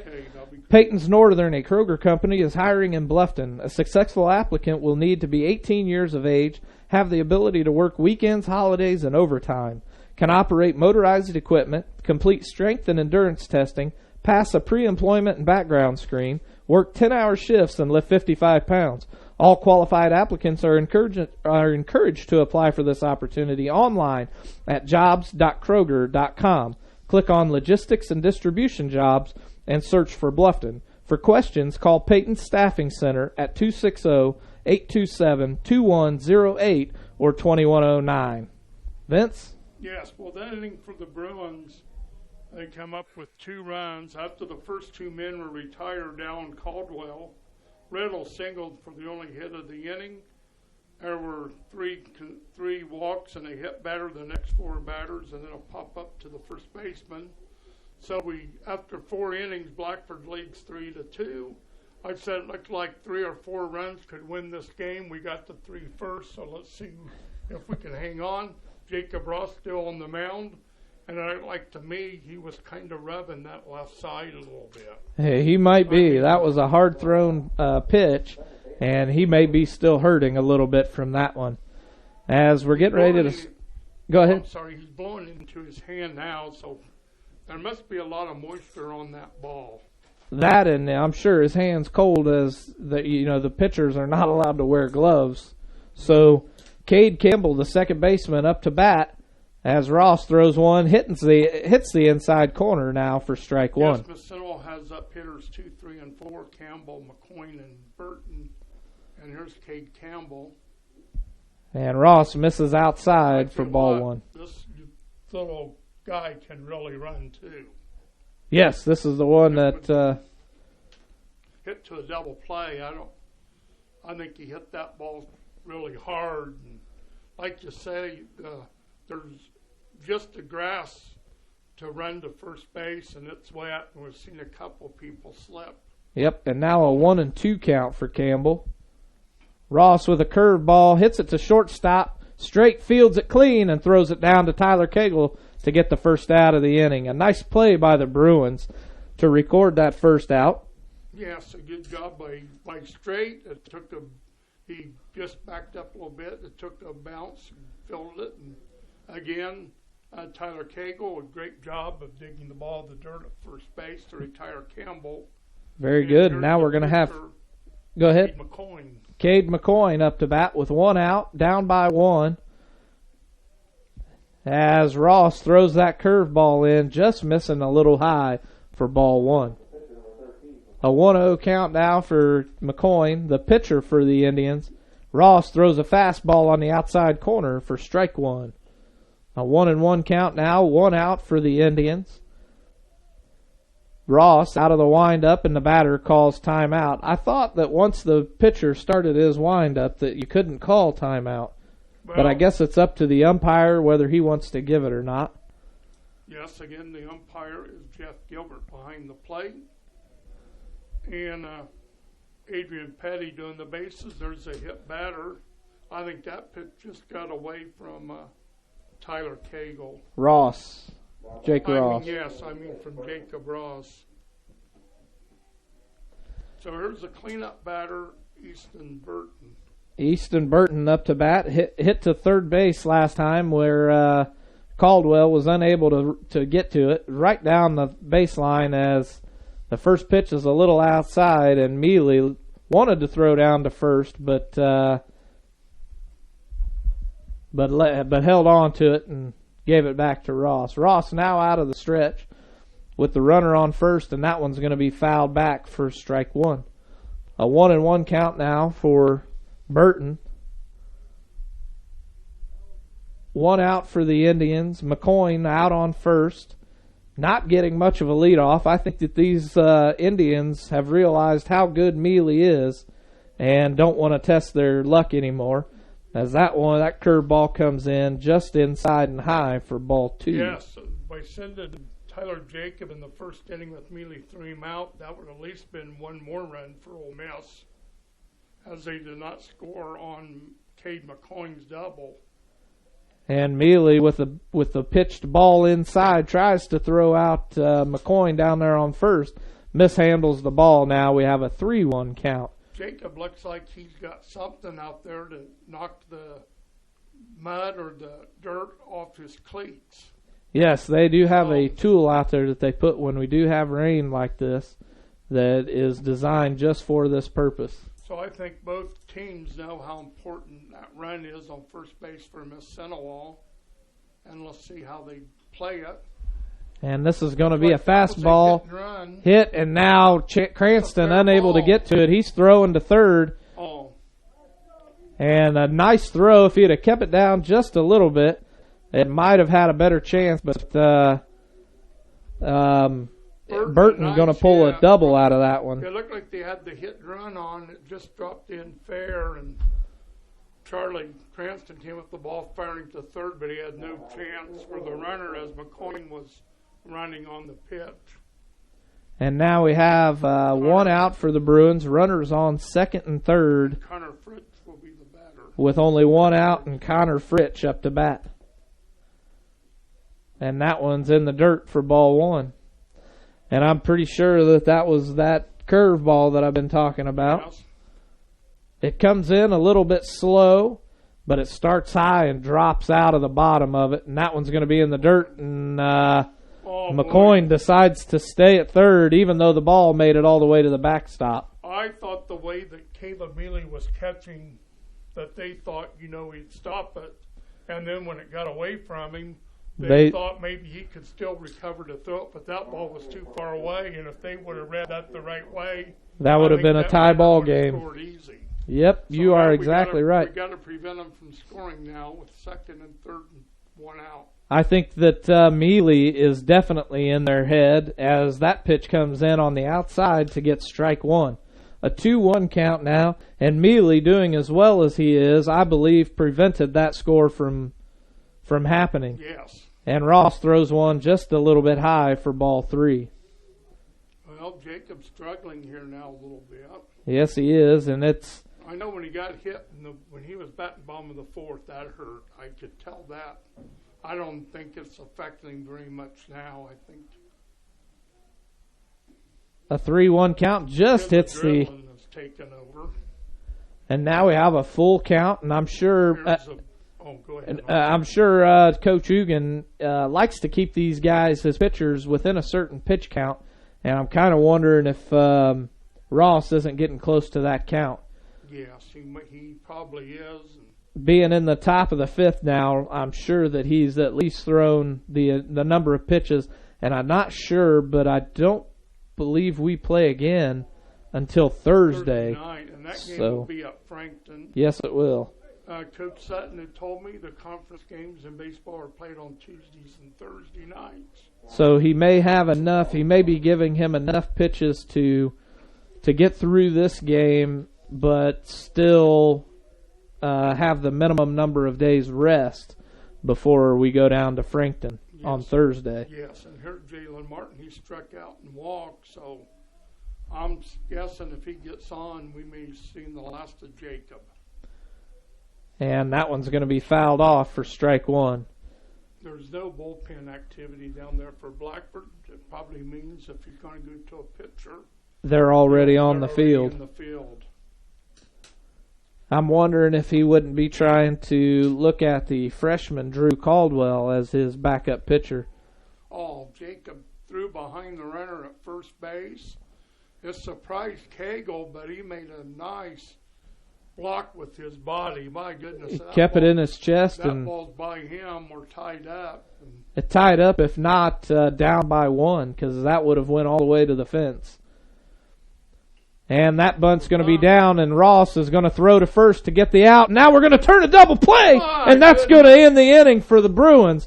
What a way to get out of it. Not real sure what the coach of the Indians was thinking, putting a bunt down on a 3-2 count plus a having bases loaded. That was an easy force out. Yes, I think he was trying to fool the Bruins, and the ball was batted back to Ross. Ross picked it up, flipped it to Mealy, and I tell you, talking about Caleb. It's Caleb. Caleb Mealy. Right Kyle is uncle. To first base, and what again, a play by Cagle, a double play on a bunt. Exactly. What a play. We'll come back with the totals. And let's hear from one more sponsor, and we'll be back after this. Are you looking for a job or know of someone who is?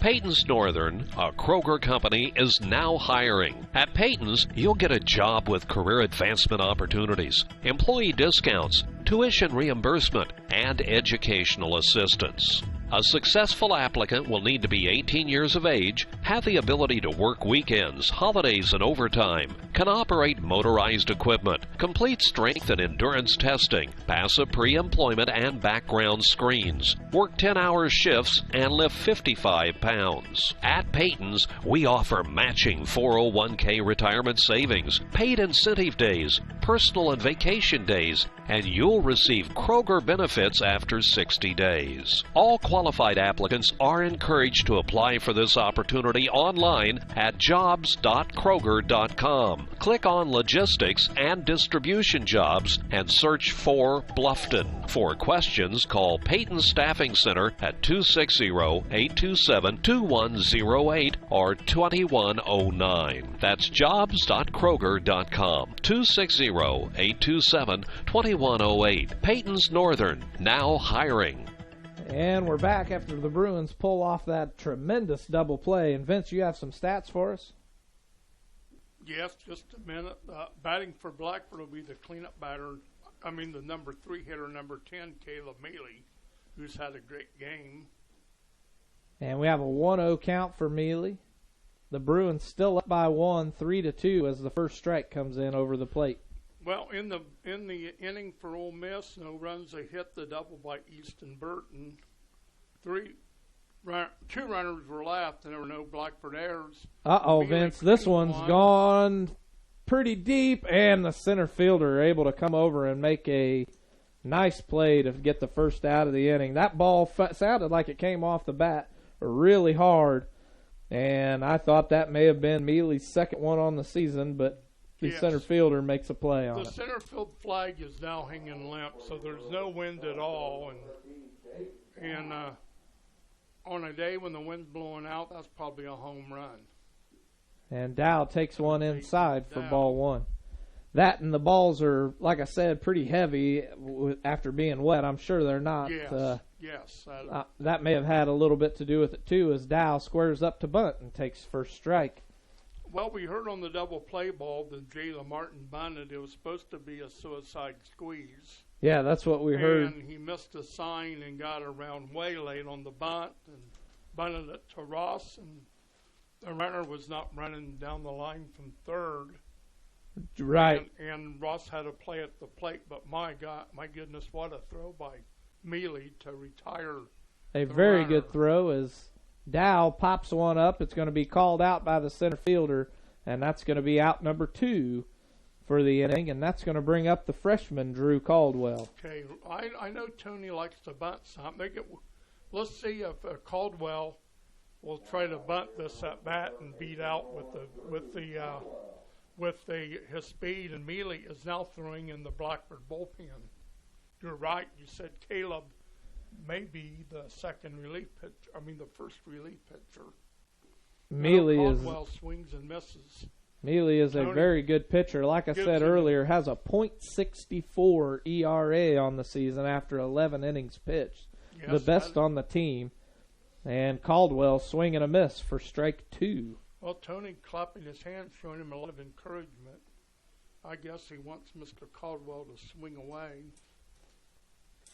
And that one's going to be just a little bit outside, and McCoy thought that he had him, started to walk off, but the umpire did not giving him the call. A 1-2 count now for Caldwell.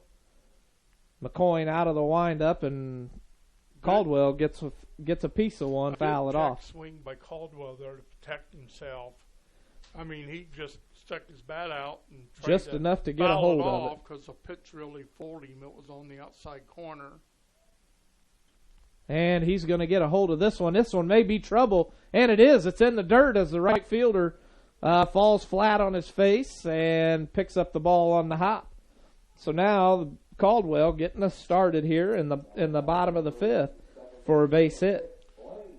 Let's see with two. I know runs are important, but let's see if Coach Hugan will try to have Caldwell still second here in this at bat maybe.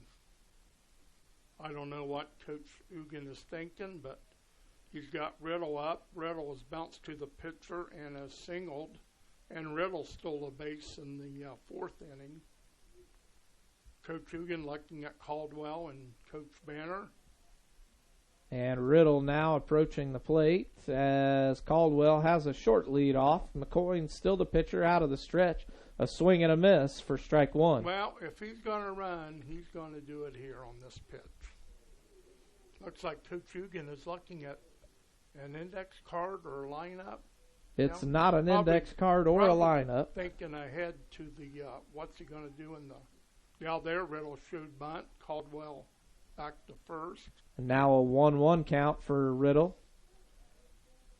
Caldwell still hanging out on first. The Bruins with 2 outs with a small lead of 3-2. And the brush back by the pitcher. So still a 1-1 count now.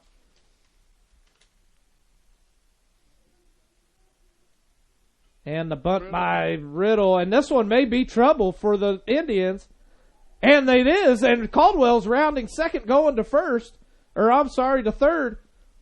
And Riddle not paying attention to Coach Hugan. Hugan trying to get him to go to second. Yes, and I think Coach Hugan was going to try to score Caldwell, but the ball got by the first baseman, and he slipped on the grass rounding third, so he had to go back. But yes, I think the reason he slipped was because he thought Hugan was going to send him, because he was trying to get Riddle to go to second, and instead of hanging out there with the lead, he had to go get back to third before he was thrown out. Runners are on the corners, and here's Brandon Strobel. Strobel takes the first pitch high. I think if we can score that run this inning to give us a 2-run lead, I mean, Wade Mealy's pitching if he brings him in, Blackford will have a great chance of winning this ball game. Yeah, and that very well may be with a 3-2 lead. You said it, and a swing and a miss, strike one. You said it in the beginning. This may be just a 3 or 4 run game, and if the Bruins can make it to 4 runs first, does that mean we win? Well, I'm not for sure if we'll win, but we'll be better to have the 4 runs than the 2. Yes, sir. And that one's going to be up the middle, and the shortstop's unable to handle it, and Caldwell's going to score. And that's going to be a base hit for Strobel. Strobel again coming up big. And I tell you, Brandon, at the moment, I think he's the best hitter the Bruins have. He's right up there, that's for sure. Nice hit by Brandon Strobel, and we got the 4th run, and here's Jacob Ross to the plate. Jacob doubled into second, was hit by a pitch in the 4th. Time out on the field as Coach Cagle's bringing the umpire some dry baseballs. Tony Hugan takes the time to talk to Jacob Ross. And Ross batting a .280 on the season with a .355 on-base percentage, has 7 recorded hits on the season, and it looks like the girls' game is over as I can see the fans starting to walk back towards their cars. 2 outs for the Bruins, now up by 2 with a score of 4-2 over the Mississenewa Indians. Riddle with a short lead and a swing and a miss, strike one. Yeah, I didn't clear off from my last time. Strike one for Jake Ross. An 0-1 count now. Brandon Strobel on first. Blaine Riddle out on second, both with a decent lead, but nothing to be crazy about. Oh, he tried to bunt. And Ross gets his second strike by fouling a bunt off. No, that really surprised me, that Jacob Ross would try to look like he got around there, kind of, and then he popped it up. Yeah, if anything, I could see him putting one down the third baseline and holding the third baseman where he was at and forcing the pitcher to head over to try to make the play as he fouls another one off out of play. Yes, you could be right. That could have been maybe kind of like a bunt and run. Yes. When he shows bunt and the third baseman charge and nobody's covering third, and Riddle could have stole, but the ball was fouled off. Fouled off, yes. That's probably the strategy behind that. And that's going to be another one brushing Ross back. You could tell he didn't want to get hit by another one. Tony just gave him the swing away sign. I know. I mean, a lot of encouragement. He's paying. And he gets a hold of one, and that one's going to be foul as well. A lot of foul balls going on here in the bottom of the fifth inning. A 1-2 count now for Ross. In Major League Baseball, I just saw, I don't know who it was, had a 21 pitch at bat. Hit 18 straight foul balls. That was Was that in a Cubs game or a Red game? 7 minute and 12 second at bat. Oh, my goodness. And that one was going to be right down on the outside corner for strike three as Ross goes down swinging. And with that, Vince, let's go to break, and we'll be right back. Locally owned, Straits Drywall and Paint, LLC, owned by Jeff and Aubrey Strait, have 30 years of experience in commercial and residential painting and drywall finishing. Straits Drywall and Paint can do anything from new construction to remodels. Does your home need a new touch of color inside or out? Call Jeff or Aubrey at 765-499-9416 for a free quote. Straits Drywall and Paint, LLC. Insured painters with the professional skills necessary to complete your project on time and within budget. And we're back, Vince, and you want to go ahead and get those stats out of the way? Yes, after Mealy and Dow flied out to the center fielder, both flied out to the center fielder. Caldwell, Riddle, and Strobel all single, and Ross was struck out, so Blackford 1 run on 3 hits. No Mississenewa errors, and we go to the 6th inning. Blackford on top 4-2.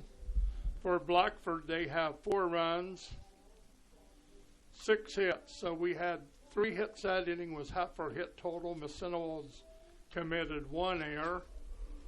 And and Ole Miss has 2 runs, 8 hits. They have out-hit us 8-6, but they have only scored 2 runs. Blackford again turning 2 good double plays. On the one on Cade Campbell was a big one, a 6-4-3 double play in the third, and then the last batter trying to bunt. I don't really know why, but I'll still never understand that one. You have bases loaded. We heard it was the delayed. I mean, he didn't get the squeeze. The squeeze sign, play. But on a 3-1 pitch and bases loaded, I'm not for sure about that. Yep, not a nice play by Jacob Ross though in the Mealy. Ross is still pitching here in the 6th. And we've got Drew Caston on up to bat. Yes. The designated hitter for the Indians takes the first pitch way high for ball 1. And I think it's just going to be a matter of time before Ross is pulled from the game. Yes, we'll see. Castanon's hitting 7th in the order, so they have hitters 7, 8, and 9 up. And Ross gets one down in the strike zone, and this one's going to be foul, but Dow comes over and makes a diving, sliding catch, and he might be hurt on this one, Vince. Oh, my goodness. He is curled up in the fetal position, face down. He dove head first into that fence. Tony Hugan on the sprint out to see Dayton Dow. And with that, Vince, we're just going to go ahead and go to a quick break, and we'll be back after this word. Yes. While filling your car's fuel tank at Food and Fuel Marathon, fill your body's fuel tank too, Monday through Friday, grab a chicken or tenderloin sandwich, or have at a burger and potato wedges, or onion chips, mozzarella cheese sticks, and Bosco breadsticks. If biscuits and gravy are your thing, they're available every Monday through Saturday morning until they're gone. And you'll have to grab a Poppy's Extreme donut or two, available daily. Food and Fuel Marathon, 1621 North Walnut Street, Hartford City. Open Monday through Friday, 4:30 a.m. to 11 p.m. Saturday, 6 a.m. to 11 p.m. and Sunday, 6 a.m. to 10:30 p.m. Food and Fuel Marathon, fueling your vehicle and you. Looks like Dayton Dow is standing up. He's walking away, and it looks like his left arm, he is trying to give it a stretch, maybe injured it on the fall. But he is still back in the game, standing out on left field, trying to stretch out that left arm. What a catch by Dow diving, and he hit his head against the fence. As soon as the play was over, Coach Hugan on a dead run out to left field to check on his left fielder. And all the Bruins went over there around there, were huddled up, all concerned for Dayton, but he's staying in the game. What an effort. He's hit the fence once. He's flipped over the fence, and Tyler McDonald, the PA announcer, said they need to paint that fence yellow out there so Dayton can tell when. Exactly, as Ross's first. And this one's going to be fly ball to right field. And Cranston, unable to hold on to it. It fell into his glove and popped right back out. That's got to be a two-base error. And that is definitely going to be a two-base error for Maddox. Seth Maddox. Not a good way to start off after that great play by Dayton Dow out in left field. Yes, thank God that Dayton's all right, for one thing. And the second thing is what a catch. And then Charlie, I don't know what happened to that. It was right to him, and he just dropped the ball. And Ross, out of the stretch, puts one just at the knees for strike one. And when Blackford now with a 2-run lead, that run being big the last inning, that with the number 9 hitter, they may just have him swing away here. And that curveball is hit out to left field. Dow able to field it, and now the runners are going to be on the corners. Well, here we go. The go-ahead run on the base, and the leadoff man coming up. Let's see if Coach Hugan is ready to think about switching pitchers here, or maybe he'll go with Ross.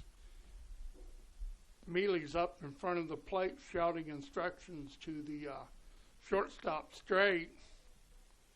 I kind of doubted if they'll send the runner on Mealy, because Caleb Mealy, as a sophomore, is one of the best catchers I have ever seen defensively, especially with that arm.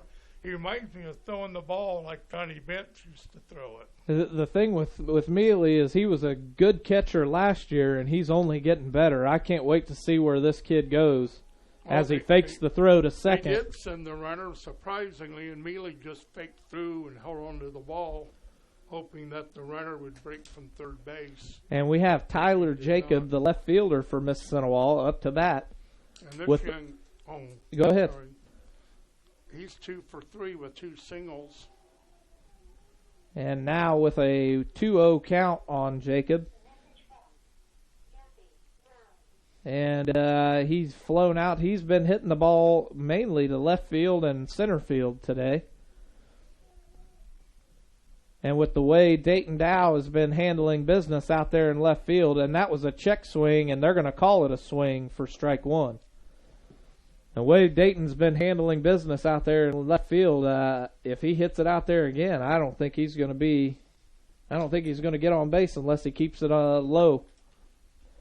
And he fouls one off again, strike two. A 2-2 count now. Runners on second and third. We've got Maddox and Yoder, your base runners. One out for the Indians. The Bruins with a 4-2 lead in the top of the sixth. Ross out of the stretch, steps off the mound, and forces the runners to go back. Now Jacob, go ahead. Jacob wants to talk to Caleb Mealy. The only thing I was going to say is Charlie out there in right field, I think he would have caught that ball 98 out of 100 times. Yeah, Charlie's doesn't miss much, but a very crucial time, missed this catch for the Bruins. A 2-2 count now for Jacob. Ross out of the stretch, delivers one outside to bring the count full. A 3-2 count now. Cranston, a very good right fielder for sure, Vince. Yes, he can play right field. And that's going to be another foul ball. Last year during sectionals, it was Cranston who kept the Bruins from losing that game by making a play over here in right field on the fence, similar to the one that Dayton Dow had today where he hit the fence and went over it. Luckily, he hit the part of the fence that was the gate, as Ross is going to walk one, bringing the bases loaded. Tyler Jacob walks, see what Coach Hugan does with Cade Campbell at the plate. And I don't see him coming out to call a timeout as Ross is cleaning off the bottom of his cleats. We've got bases loaded, one out on the Indians, and we've got number 3, Cade Campbell, up to bat, the second baseman. Ross hitting the inside corner for strike one. Cade Campbell is 0 for 3, but he struck out, was called out on strikes in the first, hit to the double play in the third, and grounded to the shortstop in the fifth. I don't know why we're throwing behind the runner, trying to pick off the guy at first base. This is normal for the Bruins. I have yet to see them throw to third with bases loaded. They always throw to first because I'm guessing that they assume that first base runner is jumping off farther than anybody else. Yeah. And they're trying to get him in a pickle as he fouls one off. They used to have what they called the old will play, I think, where you'd step off the runner, fake to first, and then fire the ball to the third baseman to try to get the runner off. But I don't know about the rule changes or anything. I don't know either. I have an 0-2 count. The official score for the field has a 1-1 count. Now they got 2 strikes up. No. And that one's high and inside, giving them their first ball. 2 balls and a strike on the board. Again, 1 out. It is a 2-1 count. I must have given a strike when I shouldn't have. A 2-1 count now on Campbell. Bases loaded for the Indians. Ross out of the stretch, and that one's going to be fouled off to bring the count 2-2. 1 out for the Indians. And the Bruins got themselves into a pickle here.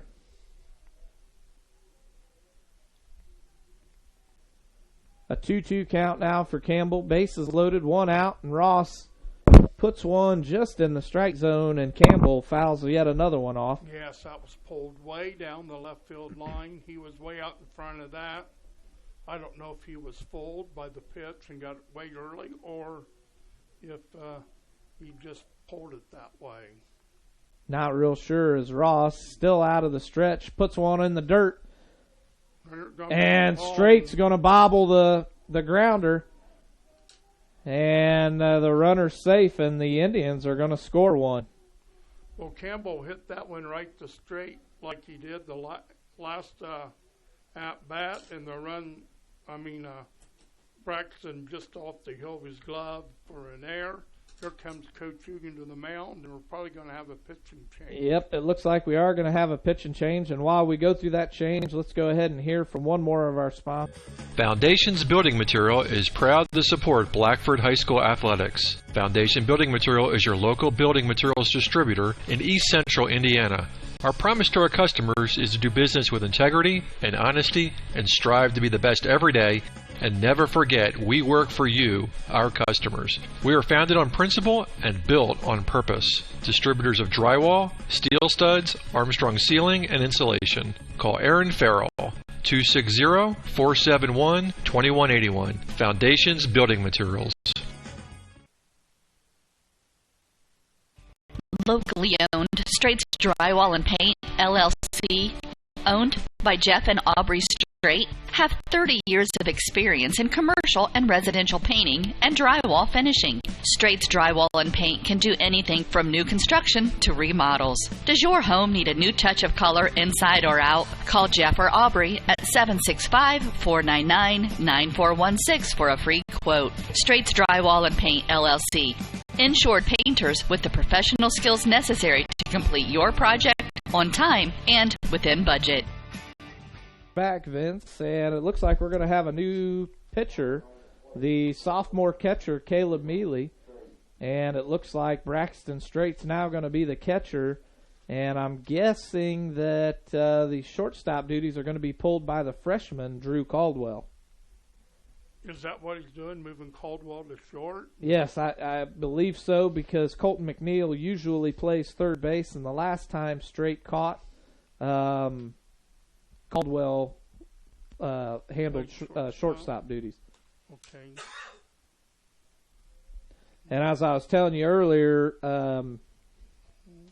Mealy with a .64 ERA after 11 innings pitched is probably one of the fastest pitchers that we have and has the most movement on his curveball.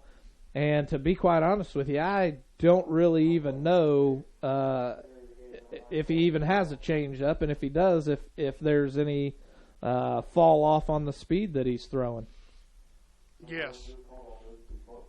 What had happened, I think Braxton Straight knew Campbell's speed and thought he could turn a double play ball on him again. Yeah. And tried to hurry, and somehow the ball, I think, was in his glove, and then somehow he lost it. And he fumbled it on the exchange. Like you have said, the ball was really wet, and he may have fumbled it trying to get it out of the glove to turn the double play on Campbell. And that could be the case, and now we're going to have This is McCoyne, the pitcher, up to bat.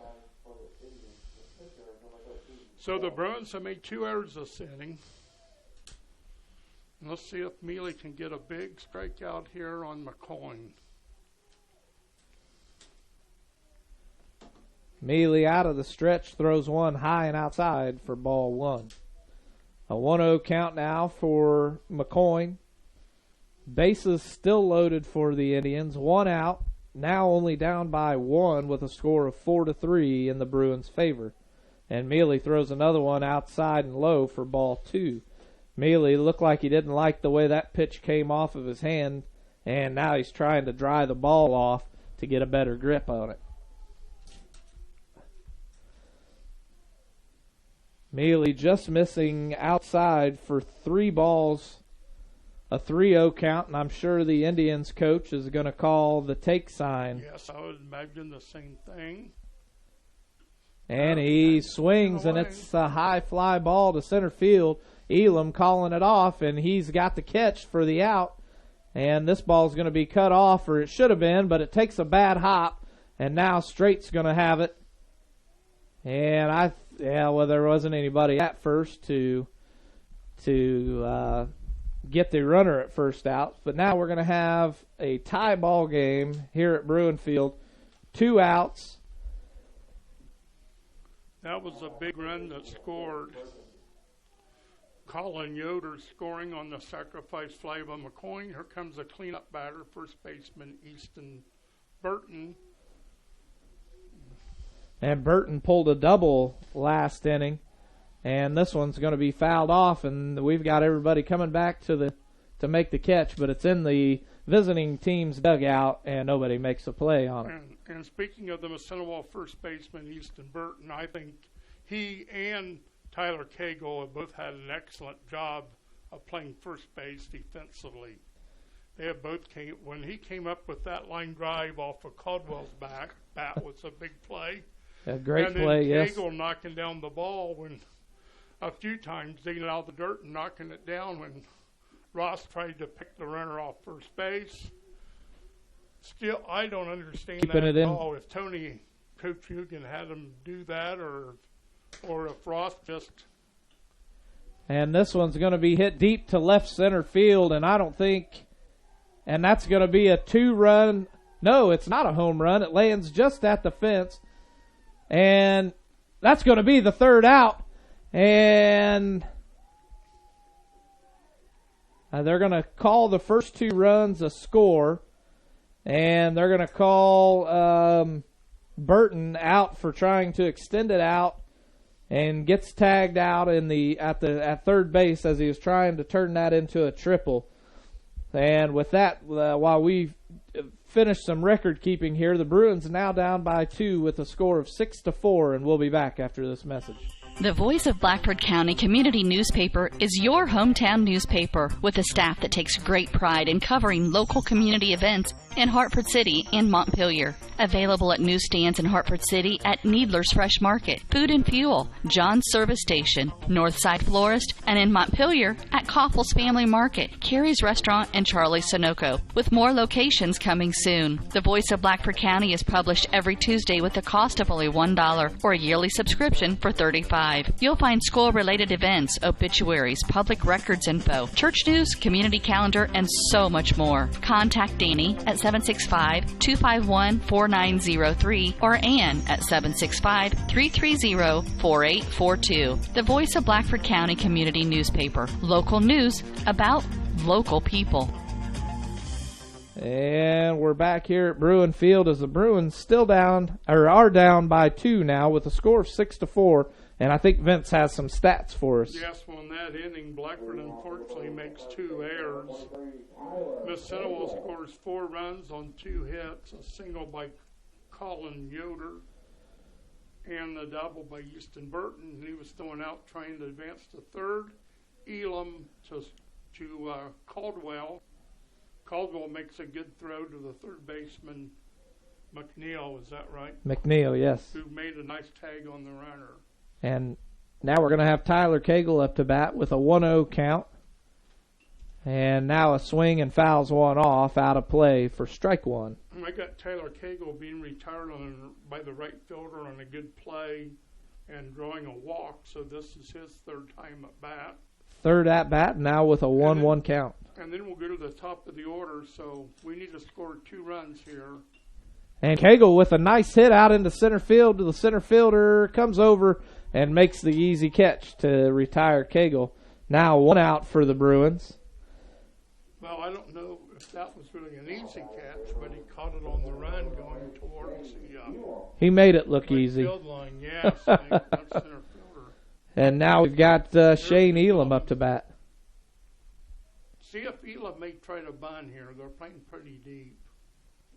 And that pitch is way outside and low for ball 1. The first baseman now is in on the grass, kind of, and the third baseman's playing about 3, even with the bag now third.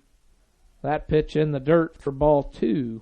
Elam has struck out, flied to left, and walked, so he's 1 for 2 today. A 2-0 count now for Elam with 1 out for the Bruins. And that looked to be a bit of a curve ball landing inside the strike zone. Excuse me, Steve. I think he was taking that all the way. If it's in there, he's going to swing the bat. I agree. I don't like watching strikes go by, but I know that Ugin wants them to at least take 1 strike before they start swinging. And now we've got a swing and a miss by Elam, bringing up a 2-2 count. 1 out for the Bruins, 2-2 count. Shane Elam up to bat with a .452 batting average, and that pitch misses low for ball 3. Well, we need a base runner here. Any way you can get on. Any way we can get on. We've got to get something going here late in the 6th inning. A swing and a miss. Big strikeout. And now the Bruins with 2 outs, which doesn't really concern me much because we've been in this situation before and rallied to score some, so maybe we can get it going again here in the bottom of the 6th. Braxton Strait, the shortstop, up to bat. Now pulling catcher's duty. Yeah, he's 0 for 3. And that curveball lands in the strike zone Braxton for strike 1. Out and strikes in the 1st, grounded to short in the 3rd, and popped to the first baseman in the 5th.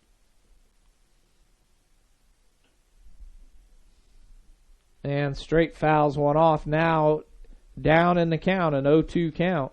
But when they had changed pitchers, that Fritz for the first 2 batters was thrown almost submarine, and he Elam and Strait were both called out on strikes, and now this Cade McCoy looks like mostly over-the-top pitcher, so Braxton can hit the ball if it's in there. There's a ball. There's his first ball of the at-bat. Now a 1-2 count for Strait. 2 outs on the Bruins. Still down by 2. And it looked like he tried to pitch another curveball that hung high on him and didn't get any break to it. Yes, I think that ball kind of was, looked like it was stuck in his hand when he let it go. And a 2-2 count, and now a fastball right down the middle is going to end the inning, and we'll be back after this with the 7th inning. Dr. Malia Robertson of Clear Choice Chiropractic asks, do you suffer from neck pain while working, or do migraines keep you from enjoying your day? Do you have to take pain pills just to function? Does your baby cry constantly for no apparent reason? And most importantly, do you remember the last day you were pain-free? You don't have to live with these frustrations. The doctors at Clear Choice Chiropractic have many techniques to relieve the symptoms of neck and back pain, headaches, stiff joints, colic, earaches, and many other symptoms. Call for your appointment with Dr. Malia Robertson at Clear Choice Chiropractic, 765-329-5044. That's 329-5044. And take back your life and enjoy living pain-free. Located at 1501 North Walnut Street in Hartford City. Open Monday, Wednesday, and Friday, 8 a.m. to 5 p.m. Tuesdays, 3 to 6 p.m. Thursdays, 3 to 7 p.m. Closed Saturdays and Sundays. Clear Choice Chiropractic. We've got your back. And we're back, Vince, with the top of the 7th inning. The Bruins trailing 4-6. And do you have any stats for us? Yes, in that inning, no runs, no hits. 2 strikeouts for Mr. McCoy, I'm sorry. Cade McCoy, he struck out 3 of the last 4 batters he's faced. Seemed like when Blackford had 2 outs in the 6th inning and then we scored a run on a Caldwell, Riddle, and Strobel base hit, that it looked like Blackford was in control of this game, and then 2 errors in the 7th inning after Dow ran into the fence, making a sensational catch. A great catch by Dow. Still, Charlie Cranston makes a 2-base error, and Straight on Campbell, I'm pretty sure, was thinking double play, and the ball just went out of his glove into the exchange, I think. 2 bad errors in the 6th inning, costing the Bruins the lead, and now find themselves in a 2-run hole as Connor Fritsch, the former pitcher, the early pitcher, swing and a miss for strike 1. Mealy out of the windup, puts one high, ball 1. Yes, Mississenewa on the batting order, hitters 5, 6, and 7, Fritsch, Martin, and Castanon. So Mealy just missing a little low and inside for ball 2. We just can't afford to give up any more runs. No, we have to shut them down like they just shut us down in the former inning. And Mealy throws one in the dirt. A good stop by the senior, Braxton Strait. And now a 3-1 count for Fritsch. And Mealy throws one way in the dirt. And Strait unable to handle it. And Fritsch is going to round first. And Fritsch goes back as Strait throws it out to second. And Caldwell with the catch. Starts to throw towards first to get him out as he was halfway at least. And that's not the way we need to start off this top of the 7th with a walk. And the coach from Mississenewa now flashing signs to his first base runner. So we'll see if he's on the move. Braxton Strait, a pretty good catcher, but not nearly as good of his arm strength as Mealy. And now we've got Jalen Martin, and they're going to get him in a pickle, and they're going to get him out. That's going to be an out. There we go, and that's how you do it. The Bruins get Fritsch in a little bit of a pickle, and he goes down, and now Fritsch is on his back, and it looks like he's injured. And with that, we'll go ahead and go to a quick break from one of our sponsors.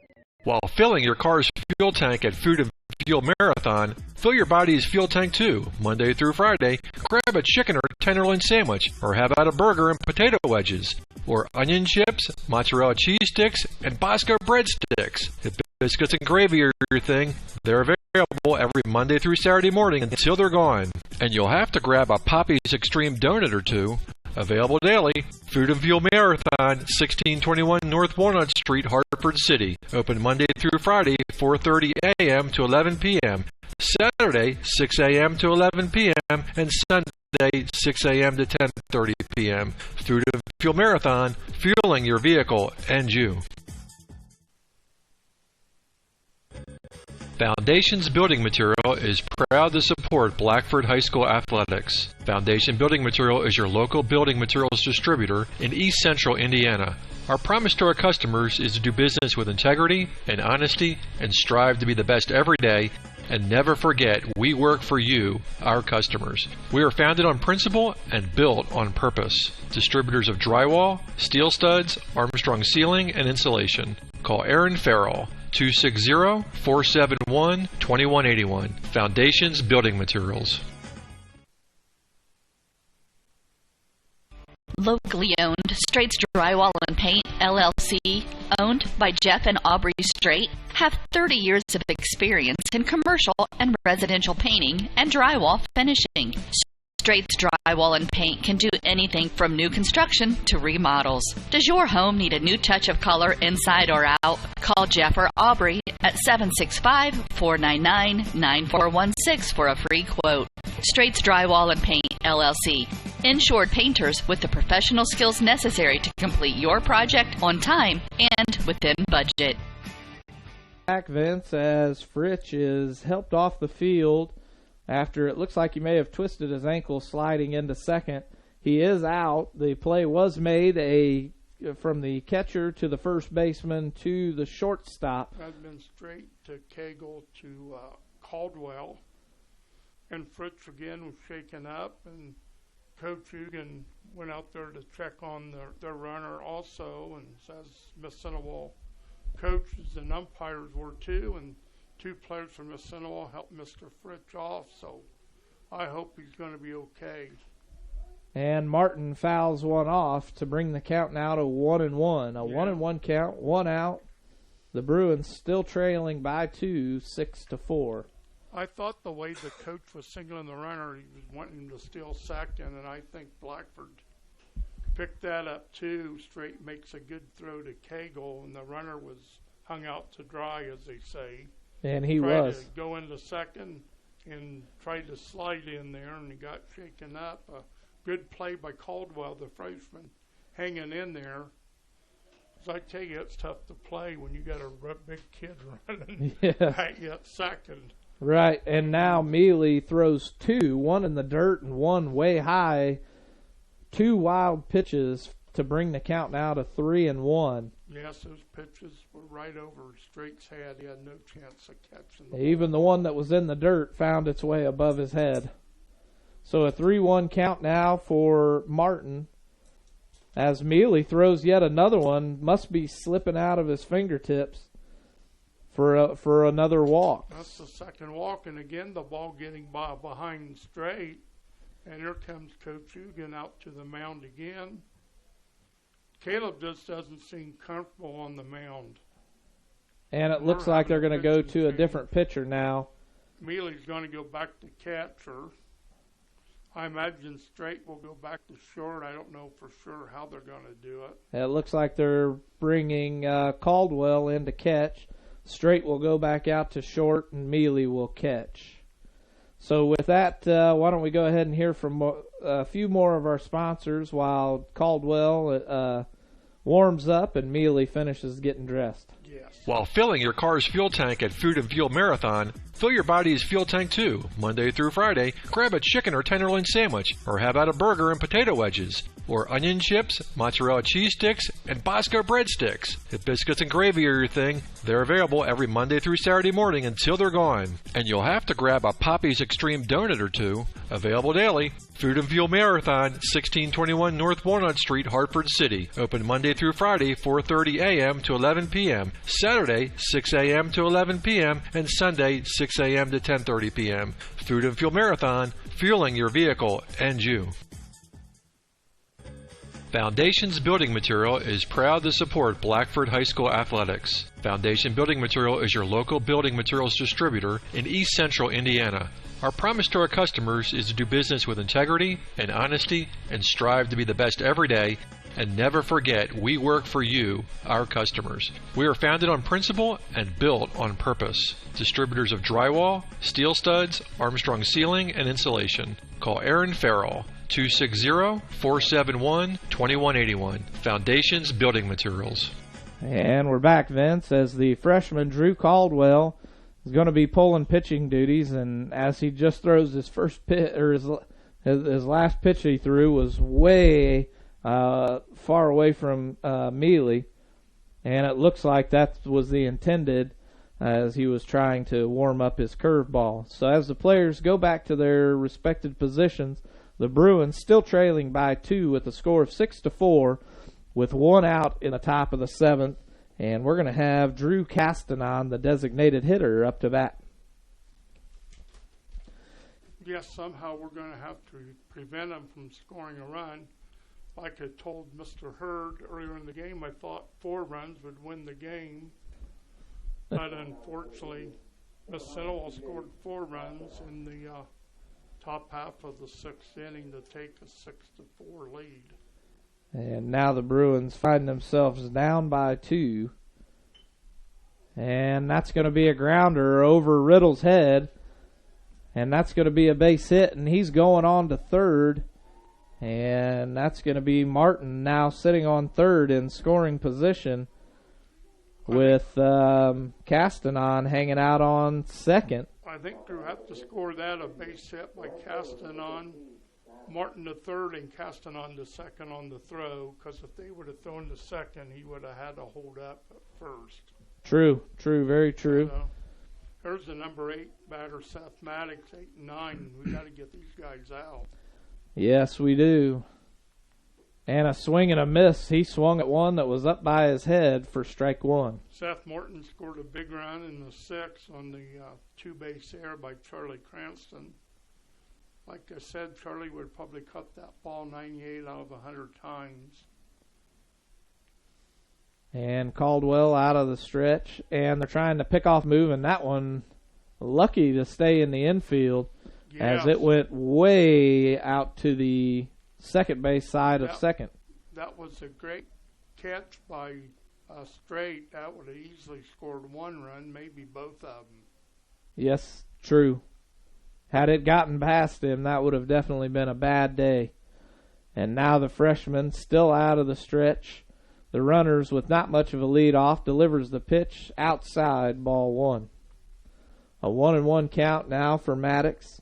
1 out for the Indians, as the Bruins find themselves in a 2-run hole with runners on second and third. Another swing and a miss by Maddox. That was a good movement on that ball. I think it might have been a curveball. I couldn't tell. It had a lot of movement on it, and Maddox just swung through it. And now a 1-2 count for Maddox, and this one's going to be hit fly. Mealy trying to locate it. Thinks he's got it, and that's going to be the second out of the inning. What a catch by Caleb Mealy. Of course, he's used to catching, but that ball was popped straight up, and he did a good job of locating it and catching it. And I think Caldwell threw him the same pitch that he did the pitch before. That's a big out. Now we got to get the number 9 hitter out. And now we have 2 outs with the number 9 hitter, Colin Yoder, who got a big hit in the last inning. A swing and a miss brings him with strike 1. Yes, Yoder had singled in the 6th, had a sacrifice bunt in the 4th, and struck out in the 2nd. So Caldwell out of the stretch, and Yoder gets a hold of that one, and that's going to be foul for strike 2. And now we've got the 0-2 count that we've had before, and let's see if we can finish him off here in the top of the 7th. yes, when you get the number 9 batter down 2 strikes and no balls and 2 outs, you got to find a way to get him out. Throw a curve or a change up here would be nice. There's another pickoff play. This time Riddle behind the runner. I'm not for sure what Bruins were thinking about that. And now still an 0-2 count for Yoder. Caldwell delivers the pitch, and that's going to be hit out into left field just over McNeil's head. And the runner's going to stay at first and third. But not before scoring another run, bringing the score now 7-4. Well, you got to give the Colin Yoder credit on that. He hung in there. Looked like Caldwell was trying to throw the off-speed pitch, and he drilled it out in the left field for Yoder. He's now 2 for 3, and that makes Mississenewa a 3-run lead at 7-4. And here's the leadoff batter, Tyler Jacob. Jacob, who walked his last at bat, fouls his first pitch off for strike 1. It looked like with the runners on second and third when he threw to second that Caldwell was more concerned with the runner than he was with the batter. I'm not for sure. I don't know if I'm pretty sure Coach Hugan did not call for that play. I'm pretty sure, unless he saw something that. And that one's going to be in the dirt and away from Mealy, and that's going to score yet another one. And now the score 8, and instead of throwing to third, we allow the runner to advance to third on that passed ball or that wild pitch, however you want to score that one, I don't Vince. know how they'd score that one. It looked like Mealy was kind of fooled. I suppose it'd be a wild pitch. I'm not for sure. A 1-1 count now for Jacob. Again, another big run for Mississenewa. Now they lead 8-4. A swing and a miss, strike 2. A 1-2 count now for Jacob. 2 outs on the Indians. A runner on third in scoring positions, and the Bruins find themselves down 8-4. He hit him with the pitch. And that's going to be another runner for the Indians on a hit by pitch. Again, Drew Caldwell, 2 strikes on the batter, and he hits him. Now Mississenewa runners on first and third with 2 outs and a 4-run lead. They have a lot of options here with Campbell batting. Mealy stood up and gave a hand signal to somebody out there in the field. Maybe he thinks the runner's going to try to steal. And that first pitch outside for ball 1. But Mississenewa was playing it close to the vest. The runner was not going. And another one outside and low for ball 2. A 2-0 count now for Campbell. 2 outs on the Indians. Runners on first and third. Not really pressing their luck on their leadoffs. And that one's down the middle, and that's going to be a hit ball. And Cranston running back for it, and Cranston makes the play to end the inning.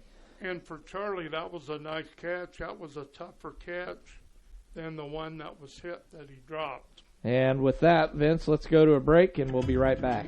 Are you looking for a job or know of someone who is? Peyton's Northern, a Kroger company, is now hiring. At Peyton's, you'll get a job with career advancement opportunities, employee discounts, tuition reimbursement, and educational assistance. A successful applicant will need to be 18 years of age, have the ability to work weekends, holidays, and overtime, can operate motorized equipment, complete strength and endurance testing, pass a pre-employment and background screens, work 10-hour shifts, and lift 55 pounds. At Peyton's, we offer matching 401k retirement savings, paid incentive days, personal and vacation days, and you'll receive Kroger benefits after 60 days. All qualified applicants are encouraged to apply for this opportunity online at jobs.kroger.com. Click on Logistics and Distribution Jobs and search for Bluffton. For questions, call Peyton Staffing Center at 260-827-2108 or 2109. That's jobs.kroger.com. 260-827-2108. Peyton's Northern, now hiring. And we're back as the Bruins find themselves in a 4-run hole, Vince. Okay, Mississenewa scores 2 runs on 2 hits that inning. They lead 8-4. Blackford batting bottom of the 7th. As that first pitch finds the outside corner of the plate for strike one on Caleb Mealy. Yes, the hitters are 3, 4, and 5 for Blackford, Mealy, Dow, and Caldwell, so we're going to have to get something going. Another pitch in the exact same location brings up an 0-2 count on the sophomore. And Mealy gets a hold of it, and the shortstop with a jumping catch is able to retire Mealy with the first out of the inning. And what a catch by the shortstop. He jumped up and caught the ball.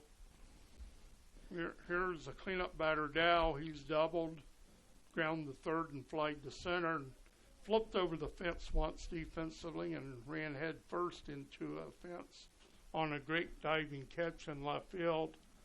And like you said, if they had the cameras, that may have been an ESPN. That was definitely a top 10 play. Yes, sir.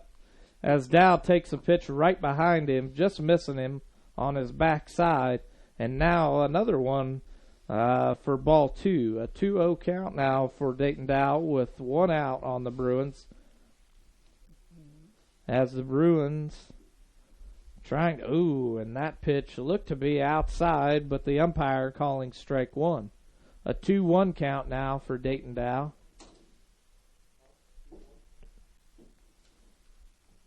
And Dow gets a hold of one, and this is going to be a base hit in the grass, all the way rolling to the fence. Dow's rounding first, going on to second, and Ugan's going to hold him up on second. A stand-up double for Dow to start the inning. Yes, a great job of hitting by Dayton Dow. This is probably one of his better games he's played, both offensively and defensively. That was a big 2-out double into right field corner. Now here's Caldwell. And let's see what the Bruins can do here.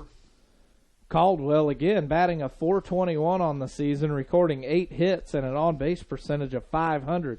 So half of his at-bats, he makes it on base. He line drive to the first baseman, who made a great catch in the first innings, flied out to the right fielder in a single. So let's see what Coach Ugan does here. 1 out on the Bruins. Speed. And the pitcher missing just high for ball 1. After Caldwell will be Riddle, and after Riddle will be Strobel. So we're still not out of this game yet. Still have plenty of bats left.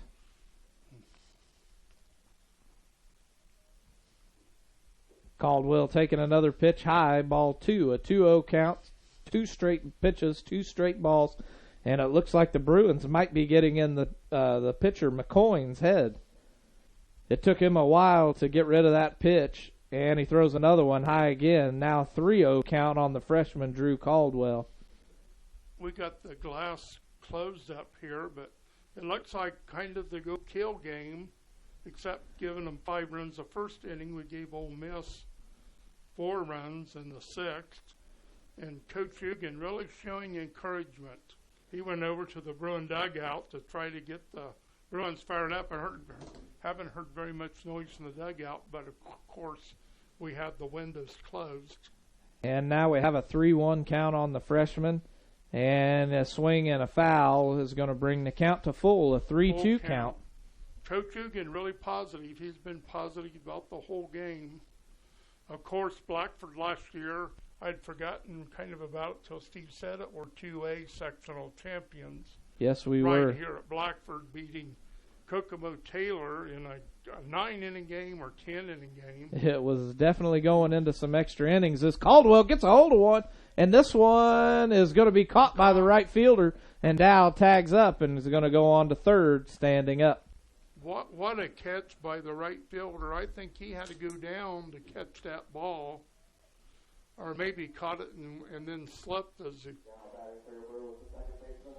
And now we've got number 6, Blaine Riddle, up to bat. He's 2 for 3, 2 singles the last 2 at bats. Dow tagged up and went to third on that fly ball. And the Bruins in a do-or-die situation. The next out is going to end the game. And that curveball comes in and just missing the top side of the strike zone for ball one. And Coach Ugan had Dayton Dow running down the third base line in foul territory. Looked kind of like the thing about Jackie Robinson that I saw. Here he comes again. And a fastball down the middle, but still just a little bit too high. I think Coach Ugan has him running down the line to distract the pitcher because he's throwing from a windup. Of course, Dow's run doesn't mean anything. And a check swing is going to bring up strike one for Riddle. Only bad situation about that is you get in there and Riddle. You don't want him to pull the ball with Dow running down the line. True. A 2-1 count, and Riddle gets a hold of it, and this one's going to be foul out of play. Again, a good hustle by the first baseman for Mississenewa, the right side of the infield. The first baseman went to the fence. The second baseman stopped at first in case something happened. Yeah, when the right fielder was also running over. So. And now we have a 2-2 count on Blaine Riddle, the senior, with Dayton Dow hanging out on third. And as Vince was saying, every time the pitcher starts his windup, Dow starts running in as Riddle fouls one off to try to distract the pitcher. And yes, that time Stevie started, then he stopped. And yeah, it seems like whatever he was doing wasn't really helping anything out. So, and that one's going to be by the catcher, and Dow's going to score standing up on a wild pitch. And now the Bruins have cut into that 4-run lead, now down by 3, 8-5, and Riddle with a full count. Well, maybe that was Coach Ugan's strategy with Dow when he was throwing from a windup. Of course, if he would stop, it'd be a balk. And then finally, he just throw a wild pitch. So. And that's what the Bruins needed to get started. So now the bases are empty, and we're down 3 runs. And Riddle gets a hold of one, and this one's going to be fair.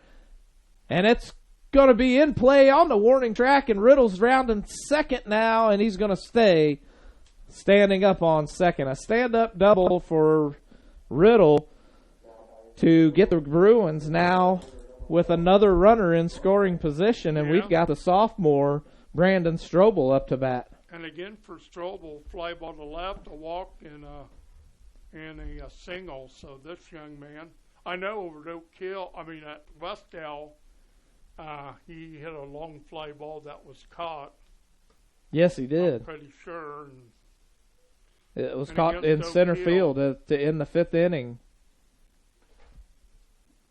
And he takes the first pitch on the inside corner, strike one. As Billy Packer used to say in the big of the NCAA tournament, he's a tough out. Strobel is. And this one's going to be grounded over to second base, and this one's going to end the ball game for us, Vince. Well, they got him out. A good play by the second baseman, the first baseman, but I tell you, Strobel was hustling down that line. He was definitely trying to get there, and with that, let's go to a break real quick, and then when we come back, we'll have the final thoughts of the game. Locally owned, Straits Drywall and Paint, LLC, owned by Jeff and Aubrey Strait, have 30 years of experience in commercial and residential painting and drywall finishing. Straits Drywall and Paint can do anything from new construction to remodels. Does your home need a new touch of color inside or out? Call Jeff or Aubrey at 765-499-9416 for a free quote. Straits Drywall and Paint, LLC. Insured painters with the professional skills necessary to complete your project on time and within budget. And we're back, and the Bruins with a tough loss today, pretty much losing it in the 7th inning when the Mississenewa Indians come back and score those 2 runs, or was that in the 6th inning? That was in the 6th inning to give the go-ahead and lead the Bruins by 2, and then in the 7th inning scored another 2 runs to put them up by 8, if I'm not mistaken, in the 7th inning. What are your thoughts on the Bruins' performance today, Vince? Well, once again, a game we could have won. And, the game doesn't come down to 1 or 2 plays.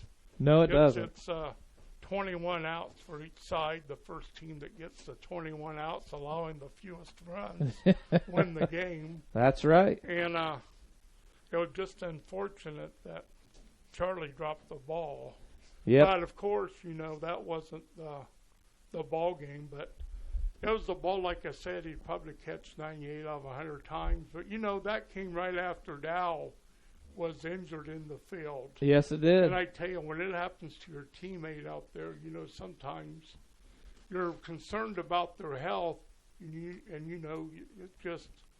it's hard to It's hard to recover after something like that.